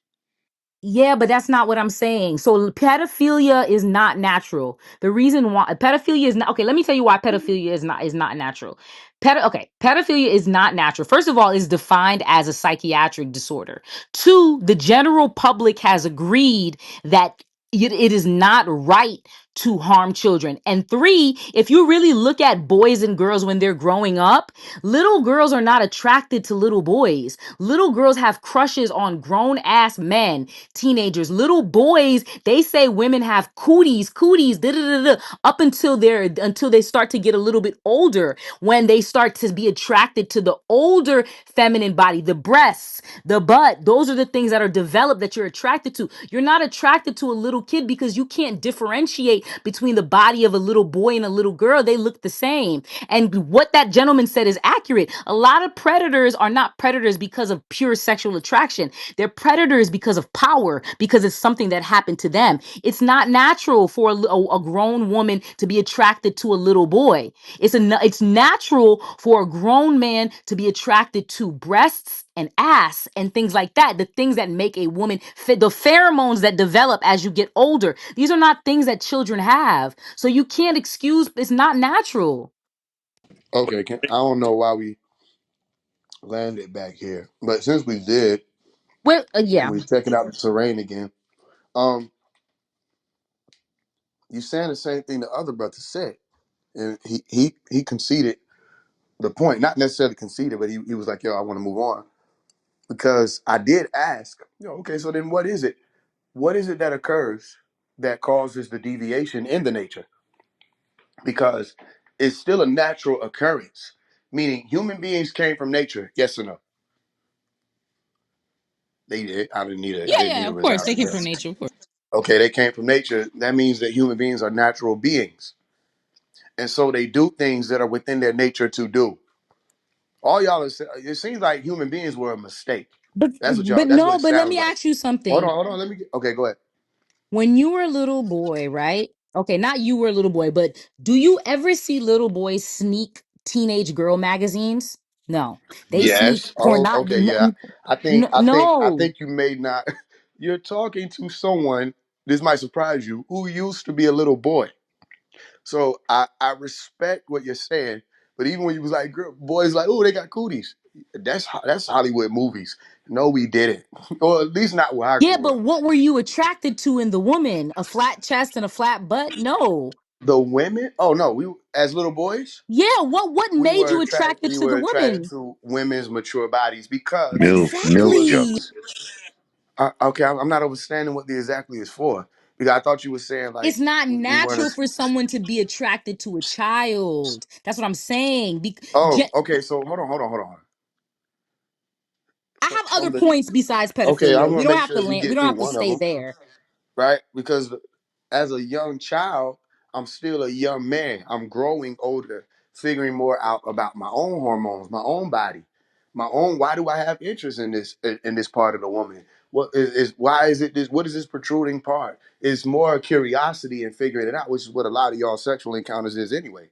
Curiosity. So people wanted to figure certain things out. As a child, you were curious, which is why it was very important for you not to expose children to any type of sexuality at all because they're impressionable for one, and then as soon as you do that, you start to warp their perception towards So then sexuality you as agree with opposed to the them sister. figuring out their own So you agree sexuality. that it's not natural That's why then. they called it molestation. Molestation wasn't just touching a child. Molestation also included exposing children to anything that had anything to do with sex and the sexual nature of human beings, the pleasurable nature of human beings. So my point to you was as a child, we looked up and figured out things and we were attracted to certain things depending on who you were because we were curious about it.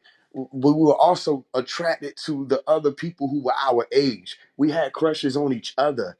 We wrote letters or do you like me with one another, and it had nothing to do with sex or sexuality. You understand? I'm explaining to you. Now, as people grow older, they start figuring out more about sexuality. When I was in third grade, people were talking about sex. They were having sex, all kind of stuff that I wasn't around. But because I was out here in Babylon's world and not on Tom Array, where we were safe and we didn't have to deal with that stuff, or going around the family where we were safe and we had to deal with that stuff, going out into the world, the most of the people that was out there in the world, their children were already exposed to pornography, Hollywood movies, all kind of stuff, cartoons that suggested things like kissing and stuff like that. Which is why if you got young children, watch with these phones. Because it start with they want to know more about what this kissing thing is they saw on the Cartoon Network. And then it goes on and on and on and on. You got to Facts. be cautious about that. So we grew up wanting to learn more and see, but we still were attracted to one another.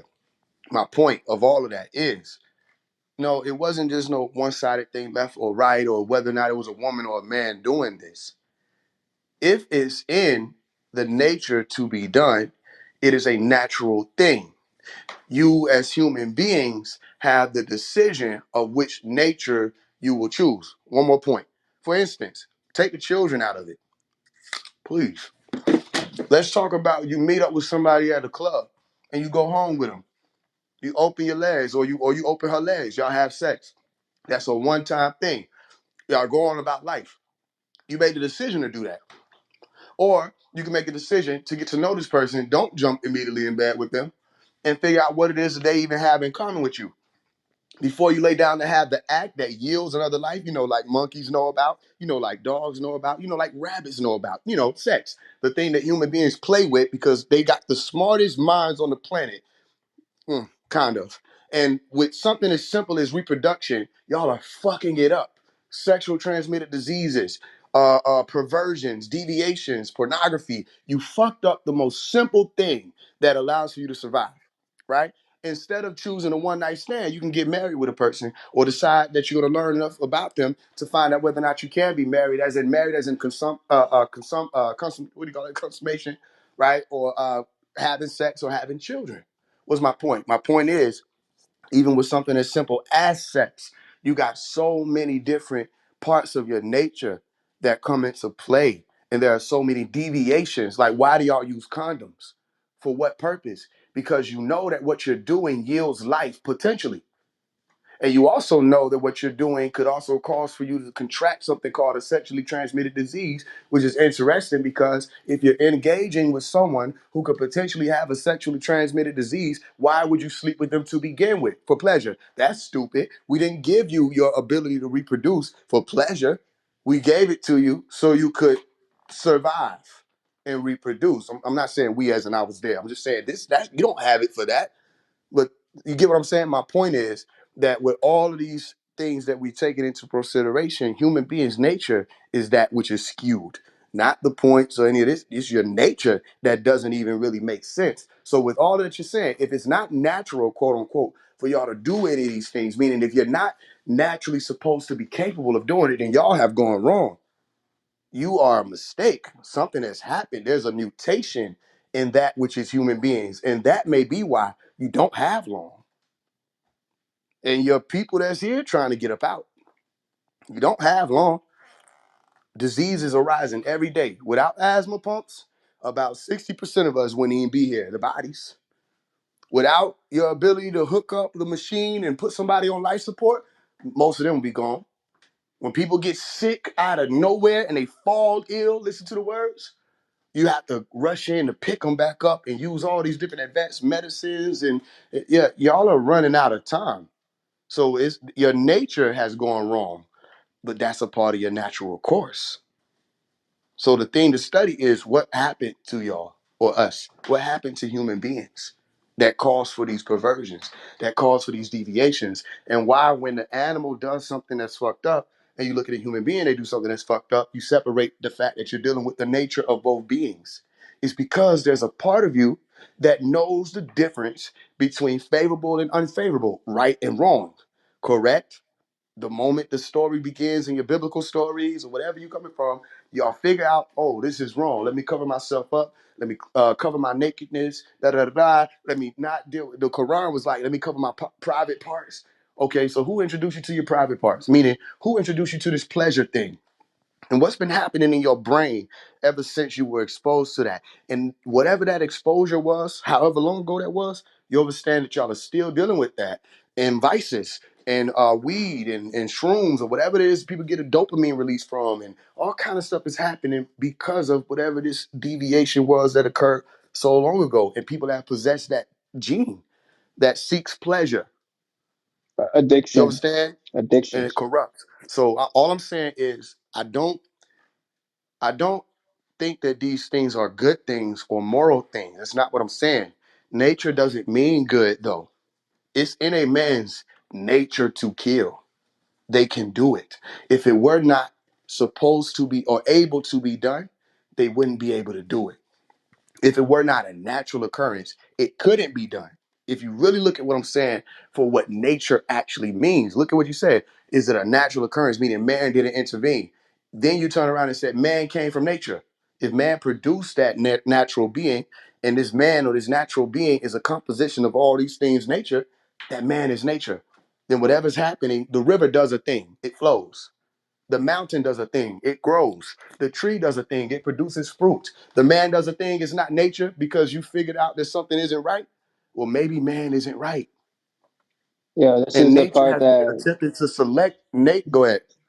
I was just gonna say this is something that a lot of people going might throw people off, but these robots and these things that are coming into fruition, right? These silicon-based beings that are coming about, right? Uh, in a sense, that's who is nature. Like technology, the things in our phone, all these things came from crystals. All of this type of stuff that is happening, the vehicles that you're using also came from nature. It's just alchemized to operate in a specific type of way. And human beings put all that type of stuff together. And as the planet continues to evolve, these things are going to begin to naturally adapt to the world around it. And when I say things like good and evil or good or bad, that really just comes down to perspective because the planet, the plane, right, or Earth, Mother, right, like the source consciousness would not be allowing any of this to happen if it didn't need to happen, if it didn't want to have the experience of these things occurring. And so we can even say something that we don't necessarily agree with. Like, for example, I don't agree with wars, famines, pedophilia. I don't agree with any of that type of stuff. Yet consciousness continues to want to experience these things in a certain type of way. It's the same thing that there's people out there who are rich and wealthy and they get to experience a certain type of lifestyle. And then on the other end of the spectrum, there's people who can't even get a grain of rice to eat. They can't even get water. And yet all these type of things are happening all at the same time. And then we're going to argue and say this one thing is good and the other thing is bad. And again, like taking the emotions out of it, right? Just taking that natural response out of it of, oh, this is a good thing and this is a bad thing. This is evil and this is good. Like removing all of that from it and just being in the headspace of uh, consciousness, having the experience, and utilizing various egos, personalities, these bodies that we decorate. Like one body decided that they wanted to go and go down a specific type of study, and learn these things. Another body wanted to travel around and they got their information through that.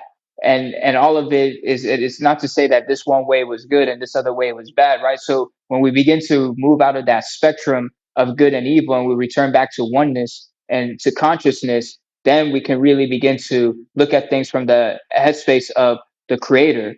So when we're looking at things like, is the new world order a good thing or a bad thing? The new world order would not be happening if consciousness didn't want to experience that. But again, we're going to have to look at the other end of the spectrum, which is a resistant to that new world order. So I can't even be like, yo, like I'm not going to get upset when people are like, yo, no, like this is a bad thing and we need to stop it.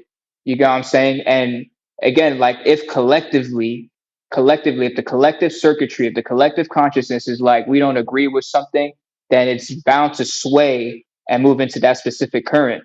So if more people are like, no, we don't really agree with the idea of death, we want to be more pro-life, then that's very likely going to, happen and occur in that way. And it just continues to sway in that sense.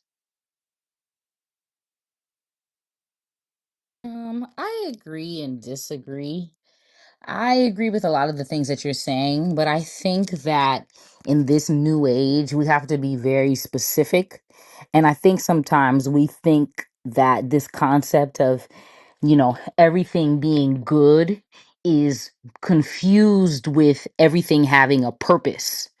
And I think that's the difference for me because I No, don't I think didn't that say everything. everything was good. I didn't say that.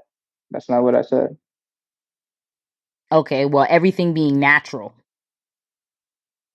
as far as consciousness wanting to experience all of these things.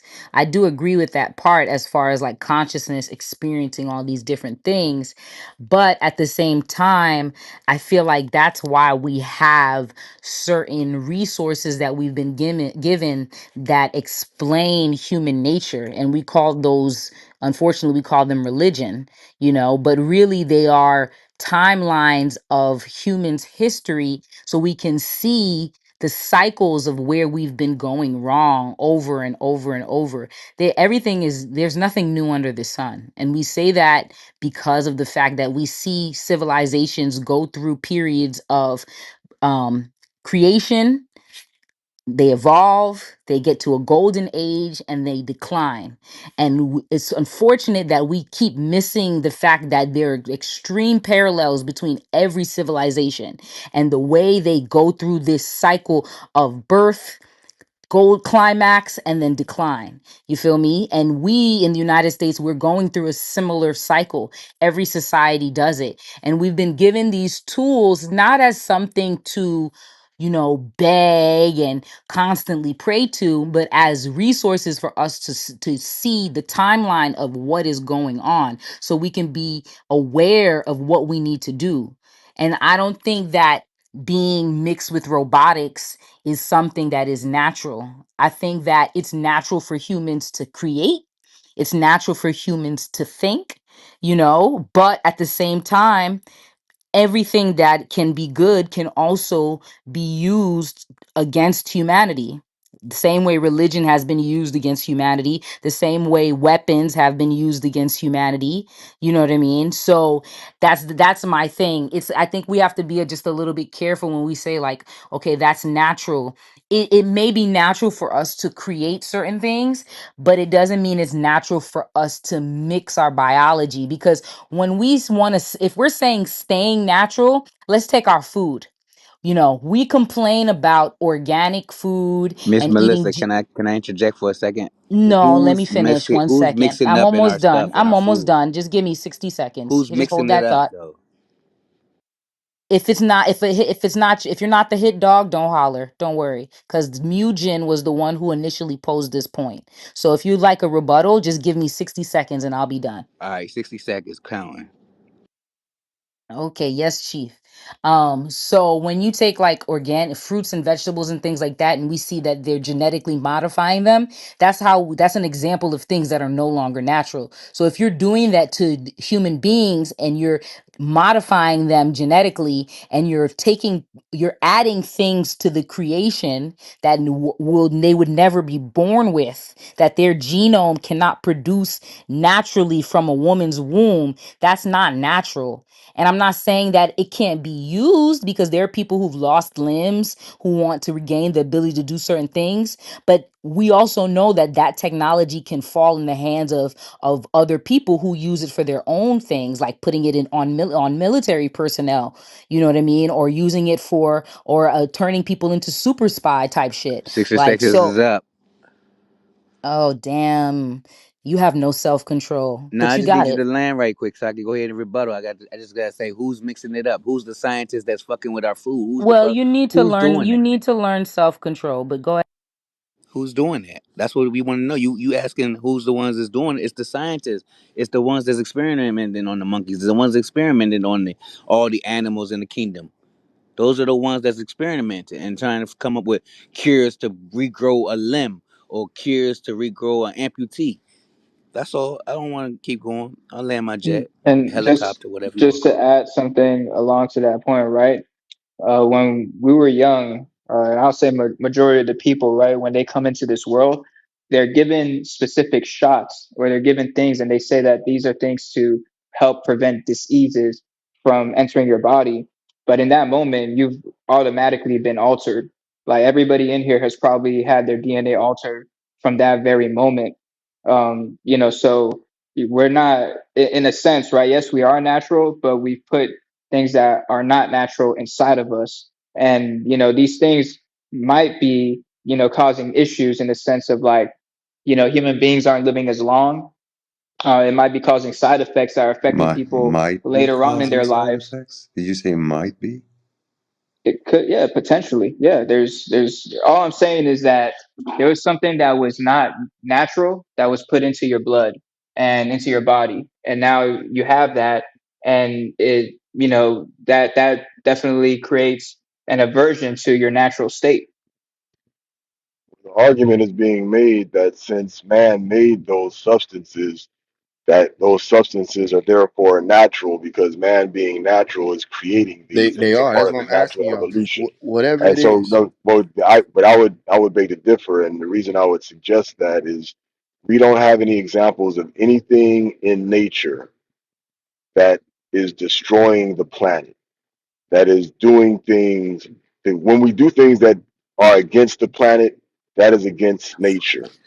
And we it's don't against the see any, planet. the human being is the only thing in nature that is actively destroying and working against nature. That's not true. And that would be There's unnatural. listen. There's an So asteroid that they're watching right now that could do way worse than what human beings are doing. that Yeah, nature, wait 1 second though, because now we're going into outer space. that's a part of Nature nature. pertains to, brother, no, it's not my definition. So maybe we need to clarify that.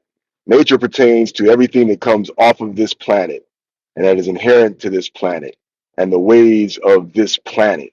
Nature does not, we're not talking about the sun, the moon, and the stars, except for its effect that it has on the planet that we live on. Well, In other words, the sun is integral in the survival of life. But an asteroid about to hit the planet, well, that's not what we're talking about in nature. I'm talking about all the creatures, all the things that live on this planet, the fauna and flora, everything that exists on this planet. Nothing works in opposition to it when it's acting in its nature. The only thing that does that is the human being.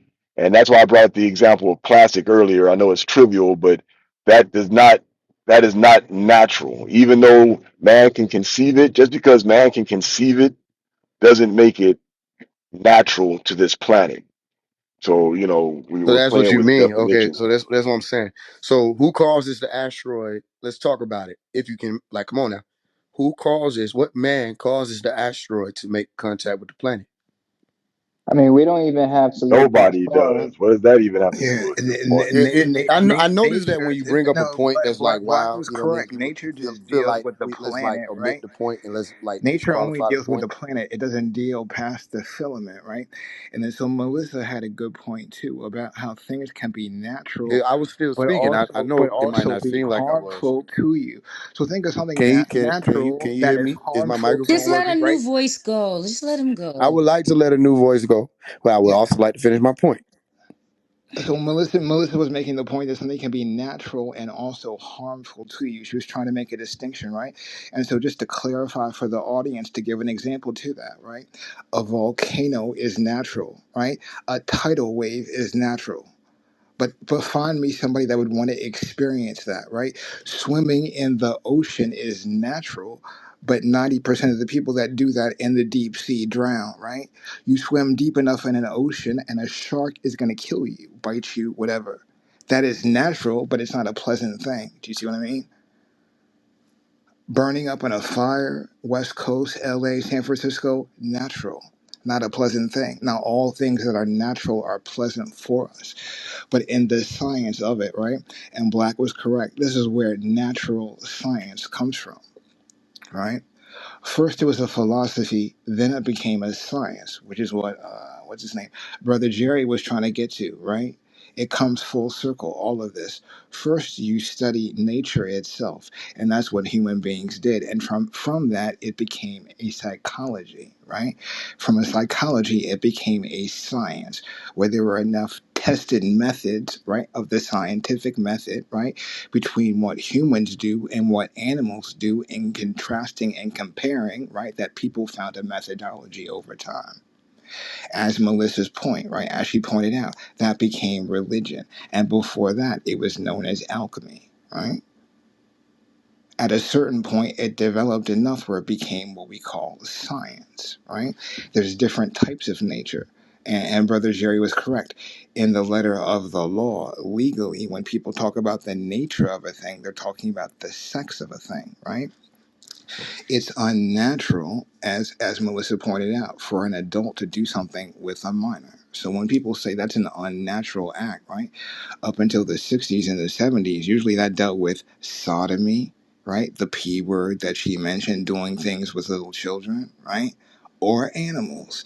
And in many states, it's still on the books, and not just in America, but across the world. You know, if you say unnatural, everybody knows what you're talking about. You know what I mean? You could be a tourist in France and say, that guy just did an unnatural act with that, and everybody knows what you're talking about. You see what I mean? And real quick, everybody knows what people are saying when they say spiritual, but don't nobody know what the fuck that means. So it's like, my point is, it's like just because everybody knows what it is, that doesn't mean that it's valid. It just means that people have been saying it for long enough that it sticks. And then people like myself come along and say, well, don't human beings come from nature? Somebody answers, yes, they do. Okay, so then human beings are a product of the same naturality you're attempting to separate them from in their actions. And It's like when you're saying things yeah. that something can be done to cause an effect on the planet Earth that harms it, so can an asteroid.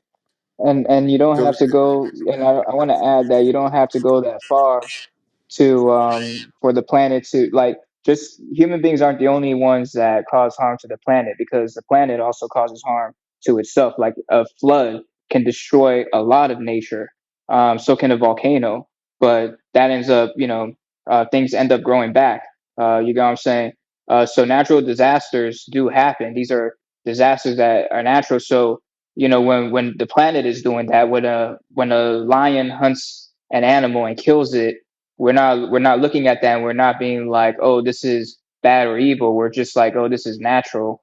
But if a human being does something, then we say that this is evil and it's destroying the planet. But the truth be told, the planet doesn't need us. If the planet really wanted to, like, it could wipe us out just like that. It doesn't, it really and does and not that's real quick. need That's what us I'm here. saying.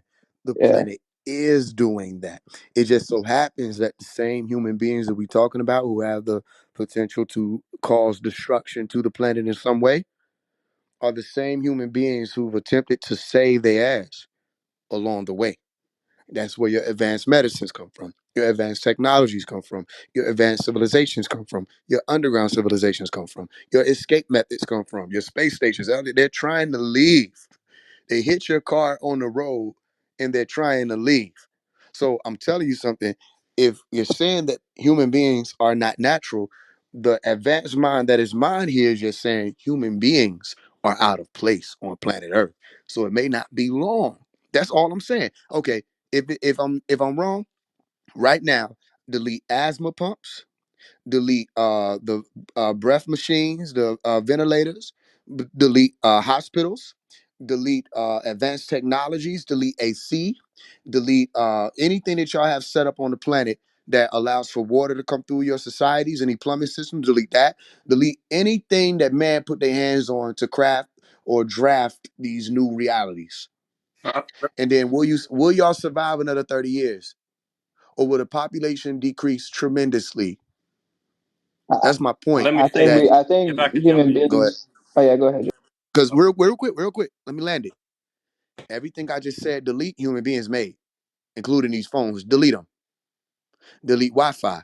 Delete anything that you did while you were here that you claim to be advanced with and all of that, including that which caused people's lives to be saved. Delete all of that. And then what becomes of human beings is that nature seems to have been attempting to get rid of y'all or us for a long time. You understand what I'm saying? So my point is, with the statement of naturality being associated with everything but humans, you're pressing the button of an oxymoron because humans are natural. Plastic.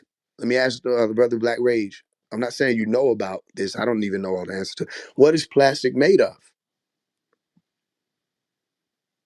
And the simplest answer will be natural things, things that come from nature. Give me one, anybody, give me one thing that you're going to say is not a natural thing and tell me that it doesn't come from nature itself or from something from nature. A computer, a Human television. beings are from nature, right?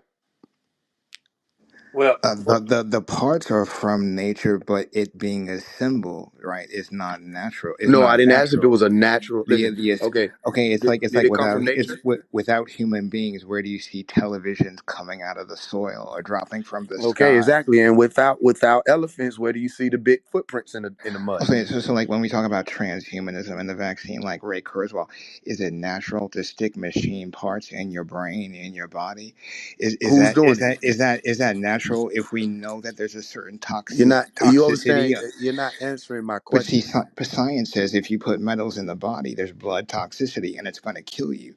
To Black's point, right? There's a certain nature Hold that on, we real quick, have, real quick. I want to make sure. I want not to make sure you know sexual, that but you're like okay. psychological, where we are hurting I just ourselves. want to make sure you answer So my why would question, we right? put metals in our body That's knowing fine. that it's I can name a probably going to million hurt things us that we're or kill doing, us? Do you including see what I mean? talking on these phones, That's that we transhumanism. could say we ain't supposed to be Or doing. the other psychology is that everything is Do he okay. have the ability Is to that turn off everything his is side of okay the and that audio when it's everything is my? acceptable?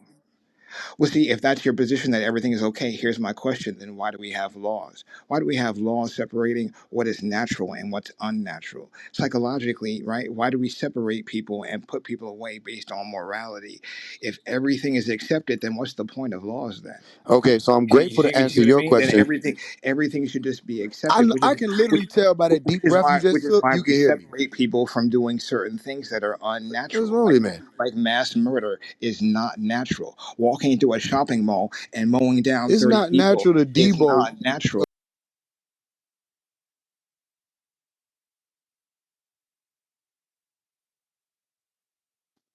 Somebody muted all of us. So Yeah, it's probably Eugene because No, Phase I didn't do that. Eagle, Phase and Eagle No, were no, no. talking. That was me. That was I didn't me. I do was that. let one Oh, that person was speak and let okay. him have a rebuttal. Eugene, what's going on? Peace, Thank Hey, peace. you. peace, Thank peace, you. King. so So the question that I asked, I don't know what you were talking about with all the metals and stuff. That's fine. And Dandy, we can talk about that later. The question I was asking was, could you show me anything that's happening on your planet or on this planet right now that didn't come from nature or didn't come from someone or something that came from nature? well, that's impossible because Good job. That's what I'm saying. Like, okay, go ahead. everything came from nature. We know that. Now, is everything in existence natural? No. Plastic is not natural because the parts, the chemicals that made plastic were changed from their original state to make the plastic come into being. The TVs were manipulated, the chemicals, the material were manipulated to make that. Now, uh, radio waves and things of that nature, they are natural. We get the cosmic microwave background from the Big Bang. That's a radio wave. That's natural. This meteor that y'all are talking about, this asteroid, even if it does hit the Earth and destroys everything, it's still natural because, like the young lady said, and she said it eloquently too, natural is anything that is not influenced or man made. So man was made from nature. Let's step back a little bit. Oh, can I say one more thing to a Go point ahead. that you made just real quick? You are correct in regards to the planet and what it does. We age, we die because of the very air that we breathe. It oxidizes us, it turns us old. I don't know if the planet has been trying to kill us since we got here, but I do know everything ages. So I don't think it just picked us. But the planet, the very things that we depend on from this planet, oxygen, it eventually kills us. It just takes 70 to 80 years to do so. But it's still a natural consequence. It's a natural cause. Brother Jerry, Well, if I we like treat to our say, planet if we treat our planet correctly, like recycle, like do do away with unwanted waste and not pollute our air that we breathe, we would live longer. No, remember the ancient Egyptians. Remember other cultures who didn't live 30 and 40 years old. Their average lifespan was 25, 30, and things of that nature. And there was no pollutants back then. It was all natural. well, So it's okay. the very air that you breathe that does it. That does it. It's not anything that we're doing. In fact, we're trying to increase our lifespans by putting the metals in our body, by putting these pills and things in our body. We're trying to increase our lifespan. But the planet has an answer for that, and it just takes 70, 80 years to do so. I'd like to say this that most disease and aging, because aging is a type of disease. You're absolutely correct in regards to that. Is really caused by dehydration and not receiving enough ionized oxidation. So while you're right in a sense where Wait, the oxygen is aging is a disease? aging is a disease. Yeah, aging is a disease. It's caused by dehydration. Um, and you can do your own research in regards to that. But most human beings, and I would say that the ancient Egyptians, what you said, Jerry, is true in the sense that the type of things that they were doing at the time, and also the environment that they were in, would cause people not to have long enough lifespans. But in other parts of the planet, there were people who were living for a pretty long time. In fact, in some of these holy books, you have mentions of people living up to 400 to 500 years at a time. And, right now with the current situation, with the way the planet is and all the toxins and the pollutants in the atmosphere, and on top of that, the things that we do inject into our body. And I'm not going to say the pills, as long as like it's a natural form of it, and you're getting the right molecules inside of your body, that should be fine. But even things such as food, like there's a lot of things that really causes the human body to not last as long as it should be lasting in the world today. And again, it comes down to your individual circumstances. Things such as stress and other things like that are also what causes dehydration, which causes aging. Like if you're inside the box for 8 hours a day and you're not getting enough ionized currents into your body, into your vessel, that's going to cause stress, which is going to cause dehydration, which is going to cause you to age faster, and then that's going to affect your entire circuitry. And then when you step into various environments, that's then going to affect the environment around you. So the way we are as human beings right now, like it's really what's causing the harm. But um, yeah, I just wanted to say that in the sense that um, again, the planet, the whole process of death and rebirth, things coming to a halt, things changing, that's probably perhaps the most natural occurrence that can happen in this world. And if we're really getting down to what really runs all this stuff, then we're going to have to involve the mycelium network, which is fascia, and that goes into a whole rabbit hole on itself. But the more connected we are to the surface of this world, and the more we can connect to the mycelium network, the longer the like that will more likely increase the longevity than any other module or any other thing that we attempt to do. So you said my cellular what?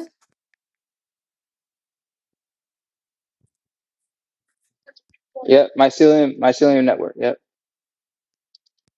You said my cellular fascia.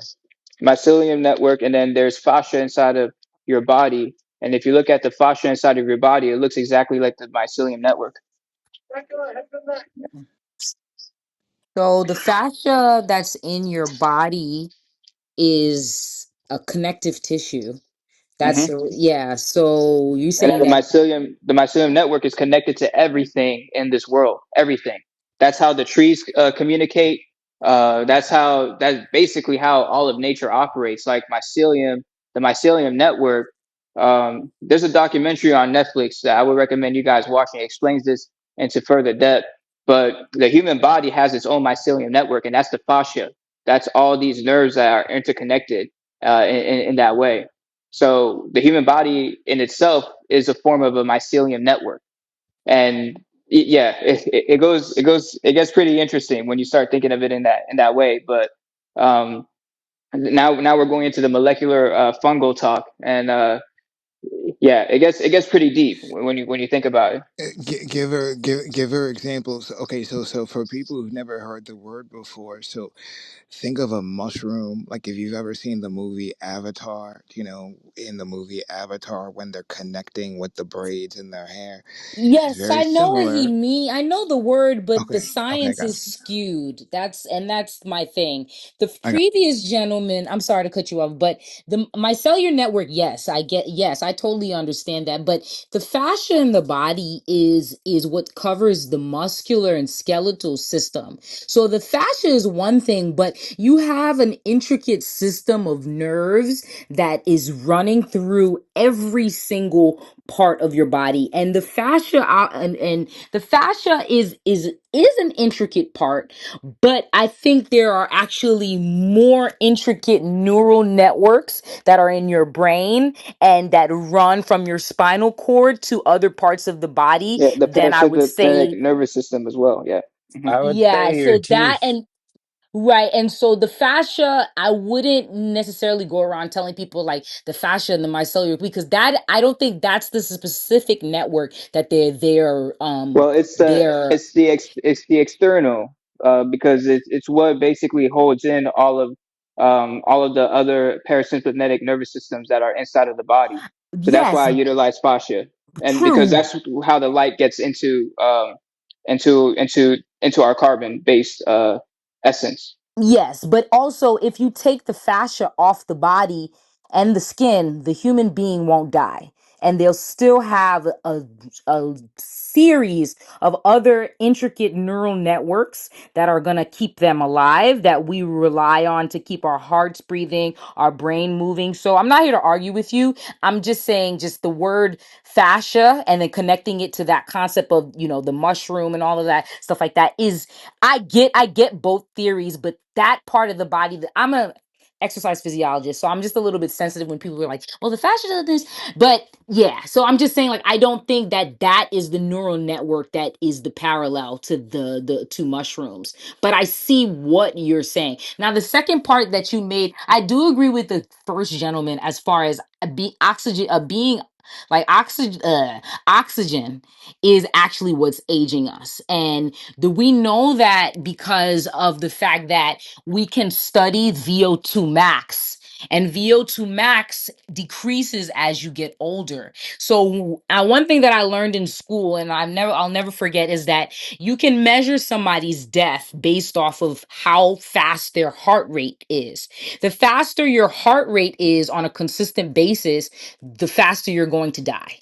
The lower your heart rate on a consistent basis, the longer you could potentially live, because you're more efficient at utilizing oxygen in the body, which means you're utilizing less of it to do more work. So those people who have a heavy heart rate, they're oxygenating themselves faster because they have to breathe a lot more compared to somebody who's like an athlete who they'll use the oxygen, but they're so much more efficient at utilizing it. So I don't necessarily agree with what you said as far as dehydration being the cause of. I think that it adds to it, because what is water made out of? Fuck yeah, for sure. But I think it's the oxygen and the lack of oxygen that does lead to aging. And like he said, we right now we have 30% more oxygen than we did in the time of Jesus, and we have maybe 60% more than we did prior to the younger Dryas. So that the ice age. So we can see that plants, animals, all of that have gotten smaller and smaller and smaller due to oxygen. They've changed form. So I agree with the first guy, and I'm just saying, like, I'm not trying to argue with you, but I do think that the first point and the second point, I just wanted to add those. And it's not an argument. And the reason why I said dehydration is because the hydrogen molecule is the first molecule. Even when we're going to the Egyptian Book of the Dead, like the waters of noon are the first alchemical symbol basically talked about, right? And so that's why I was saying the dehydration is the number one cause of aging and all disease and illness. Oxygen, I do see where you guys are coming from with that, and it's actually like um, basically the less you breathe, it's basically better to like not take in as much. Like I agree with everything you just said, and thanks for correcting me on the point about the fascia. Um, but and then yeah, but we basically are connecting in regards to how like that mycelium network is connected to the human body, Yeah, no, you're and good. You're good. And yeah, I'll research yeah. the hydrogen thing because you might, I think you have a point there. Like, I don't think you're wrong per se. Like, and do we do like expect, like, our whole purpose? Like, when they say, like, when you're swimming, they want you to expel hydrogen more so than they want you to find, you know what I mean? Look for a source Hmm. of oxygen. So I do think you're on to something for sure. So I'm Well, going to do that's some more research on yeah. that Well, part. that's why when you're next to a body of water, like ionized water, right? Like water that's moving, you feel a lot less stressed. You're a lot more at ease. You're more calm. Like your breathing, is less intense. There's just like so much. Um, there's just so much that comes with just having a hydrated life. And on top of that, not only do we drink. Not only do we take in the hydrogen by drinking in water, but we also eat it. We also eat it by taking in fruit. The fruit has a lot of hydrogen in it that has so much water in it, like specifically melons. But a lot of the fruit, the more hydrated they are, the more nourishing it is for the human body.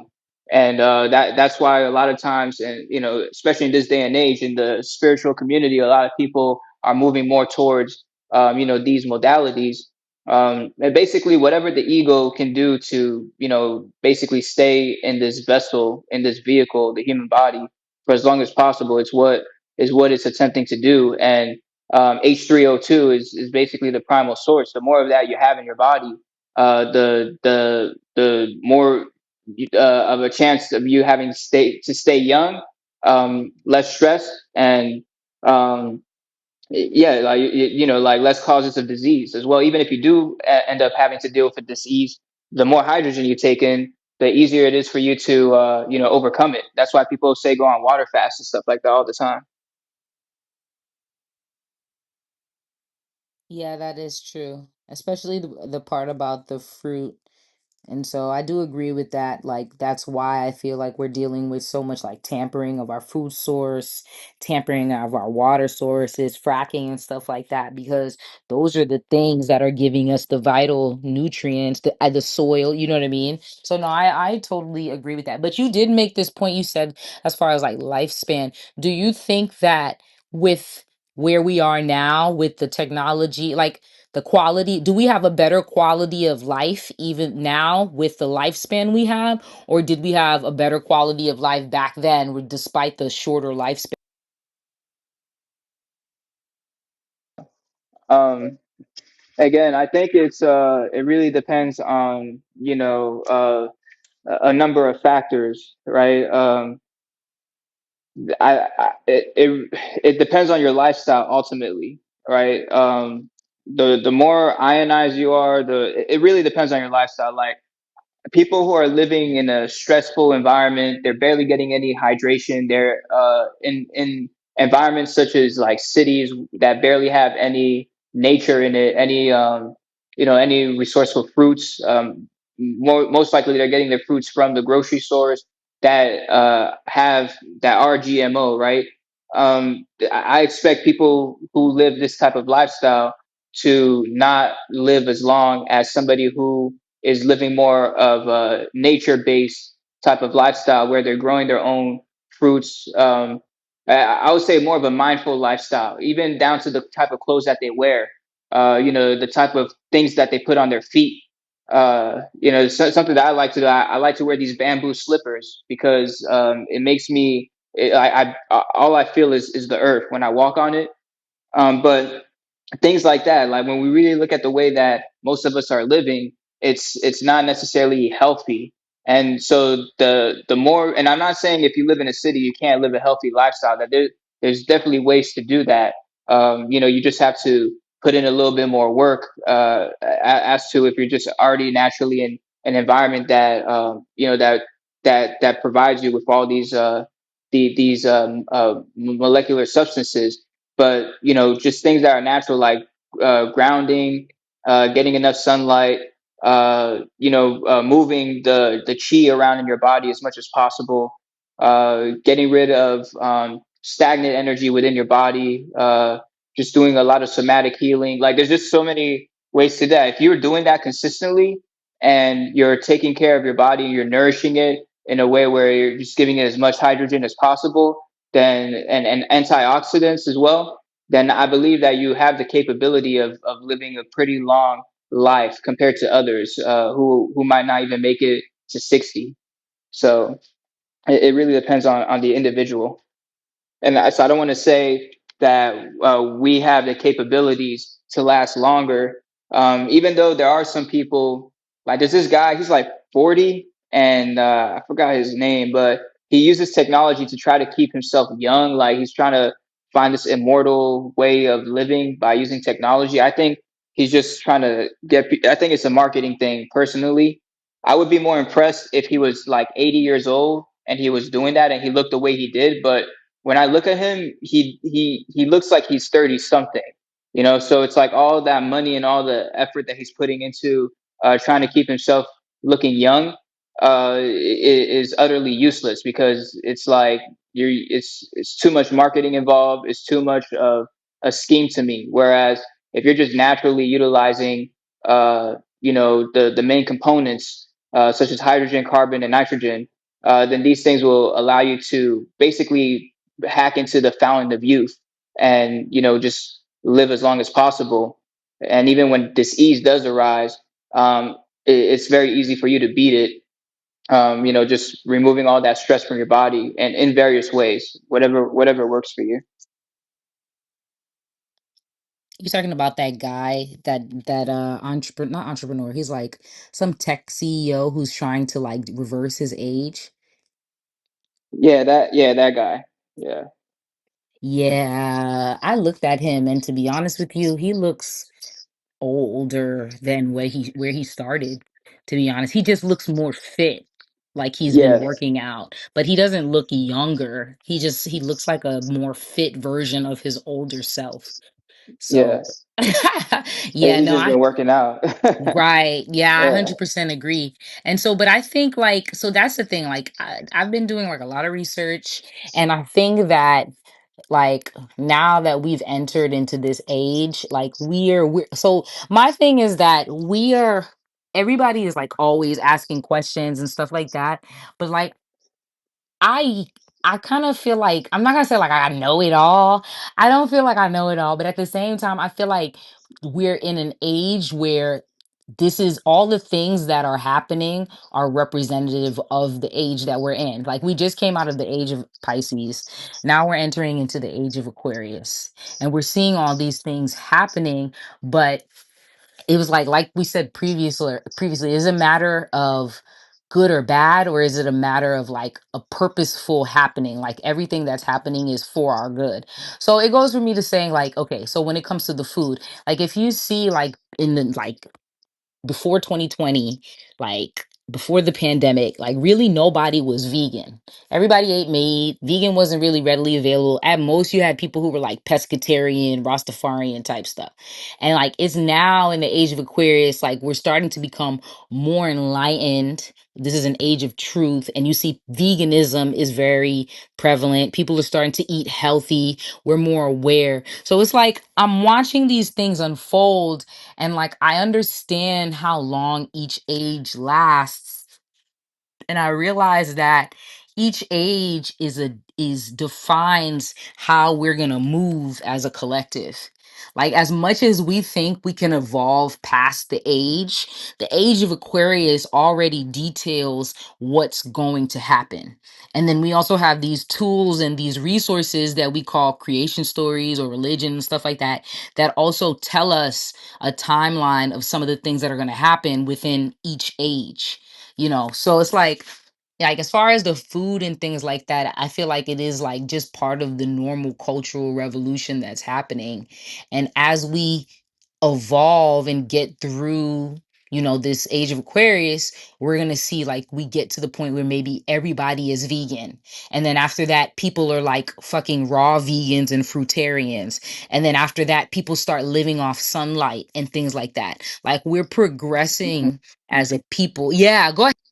No, no, I was just gonna say, I prefer, and I'm gonna be the one who, because I've been having to argue with a lot of people about this. You don't want to be vegan. You want to be plant based. You want to be fruit based. You don't want to be vegan. Vegan is that soy, it's unnatural stuff that they basically put together in factories, and they give you Beyond Meat and Impossible Burgers and stuff like that's what vegan is. Soylent So when Green. you're exactly, and that soy is not it's not actually not good for men specifically because it's a lot of estrogen and it really lowers your testosterone. Which, if you counterbalance it by doing like a bunch of activities and getting a lot of carbon into your body and you're pretty primal, then that shouldn't be an issue. But in this society where like there's not that much movement, most people are going to be fall victim to that estrogen shit, and that's why a lot of like the whole LGBTQ thing was a thing for a while. But you want to be plant based. You want to be natural as possible. And I would even say, like, if you do want to eat meat, hunt your own fish and kill your own chickens. And when that cow is old and it's ready to die, that's when you want to kill it. And then you want to basically go ahead and share that with your community and your tribe. But this unnatural way of going into the grocery store and getting that straight off the shelf. You don't know where any of that came from. They could be telling you it's beef, but it might be something else. So again, there's nothing wrong with like any of these things as long as like you are naturally, getting these things yourself. Like go fishing, get your fish. You have a bunch of fish, go cook your fish. Like you got it yourself. Like that's fine. But if somebody else catches it, it's mass produced, you don't even know where it came from, that's an issue. Stay away from all the processed stuff. But again, even food is like the most addictive drug in the world. Like most people don't even realize it. And we think that we need so much of it. We don't really need the food. What we need is the molecular components that are within the food. And when we're able to basically begin to break that down and see what it looks like, you begin to realize that you don't even need food. And that's why I like when you mentioned people eating the sun, people just living off of their breath. Like these things are gonna, as this age continues to expand, like people are going to become more and more like you're gonna see that a lot more. Whereas like in the past, everybody's just like, oh yeah, go Wait, without eating food people living for a off of while. And did you say people living off of their breath? yeah, breatharians. There's people who are breatharians. They're out there. I know a few. Like Wait, there's breatharians. they don't ever eat? They don't eat. All they do is drink water. Yeah, They they get basically take sunlight in too, though, and yeah, they earth. yeah, yeah. They take sunlight and then they're usually like grounding a lot most of the day, and they just drink water, like usually like ionized water. That's how they live, So no and no they get no full. no no sugar, no They salt. they basically they get full off of like exercising. It's dope. Like they'll do some push-ups and then like they're full. Like it's fascinating. Wait, so no sugar, no salt, no food, only water. Yeah, no food, yeah, no food at all. Like there are like yogis and certain people out there who are still living today who follow diets like that. But it's like, as Wait, for us. are we talking strictly water? It's literally it. Yeah, you never heard of people there are so it is a thing. A fruitarian, not a fruit like fruitarian is a thing, but a breatharian, like people who consume mainly sunlight. And I think I have like a diagram or some shit of like that that kind of shows. I'll see if I can find it on Google again. But yeah, it's like an evolution. Like I don't in right now, I don't know if you can't go from like eating the standard American diet or whatever standard diet is your country to doing it. You have to go through like fasting and then changing your diet, changing your spiritual practicing, meditation, and things like that because you're feeding the soul, which makes you rely less on external sources like protein, carbs, and fat. So yeah, but you can Google it and YouTube it and stuff like that, research it. There are plenty of people out there who exist on eating nothing. There's this one guy, his name is Dr. Aten Ra. Let me see, let me get the name for you. Doctor Are you talking about that Ra. old melanin Yeah, you guy? know what I'm Yeah, talking about, yeah, right? I know Yep. exactly what you're talking. All he Yep. does, but this is what I'm saying is like they they get full off of activities, like which is the cra like this dude walks, like this dude will walk 30 miles and he looks so young. He's old. Like that's a good example of like the dude who's trying to use technology to live forever. He needs to look at that guy because I think that dude is like, I don't know, like what, 70 or something, and he looks like he's like 45. You know what I mean? And this dude will walk miles, like 30 miles every day. He just does nothing but, yeah, he's just on his breatharian Yeah, type of time. He gets but then he will be then he will be busy for his for an eternity walking 30 miles a day.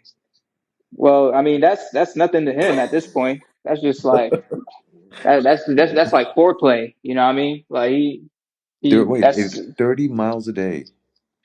So like how like this fast is he dude. walking? Like if I he's mean, this walking dude like is, every time I see him in his stories, he's always walking somewhere. Like he's always going somewhere. He don't look tired. He's naturally fit, and wait, he's just and he's walking 30 miles a day? well, maybe I'm over exaggerating it, but he's on the move a lot, God is what I'm trying dang. to get at. Like he's on the Okay. move a lot. Like, you know what I'm saying? Like he's always moving, like whether he's working out, whether he's doing breath work. And the whole, and just to the point that you said, Melissa, the whole reason why people are going into meditation and these type of things is so they can learn how to breathe. Spirituality, spirit correlates to breath. So the more people tune into their breath, then the more they're going to be aligned with that soul. The more you tap into the breath and the more you're utilizing that chi and you're circulating it through your body, it's easier to activate the DMT within your mind. There's just like so many aspects to it where you're able to have breakthroughs naturally. You get full like easily. It's really phenomenal. I did there's a time where I went the entire year. I went from the standard diet to nothing but fruits and vegetables, to nothing but fruit, to nothing but water. And then I did orange therapy. And then after that, I did 30 days of no food. And it was just like a phenomenal experience, like the entire time. But just because of like the way I live my life, I just ended up, getting back into like more dense energy because I just really needed it. Naturally, I needed to ground because that's the downside I would say about just being a breatharian is that you're just naturally um, you're too ethereal. Like it's like kind of hard to like ground you. Like things that matter to a lot of people don't really matter to you, and then just where I was at the time, I don't think the rest of the world was there just yet, and I think they will be soon. But um, yeah, it just wasn't the right time to be like a full on breatharian during that. Yeah, one thing about I never got to the point where I was doing it for like extended period of time, but I did I went through that same journey of eating a conventional diet, transitioning into like a more vegan, like vegetarian vegan, and then I transitioned to like raw vegan, Dr. Sebi type stuff.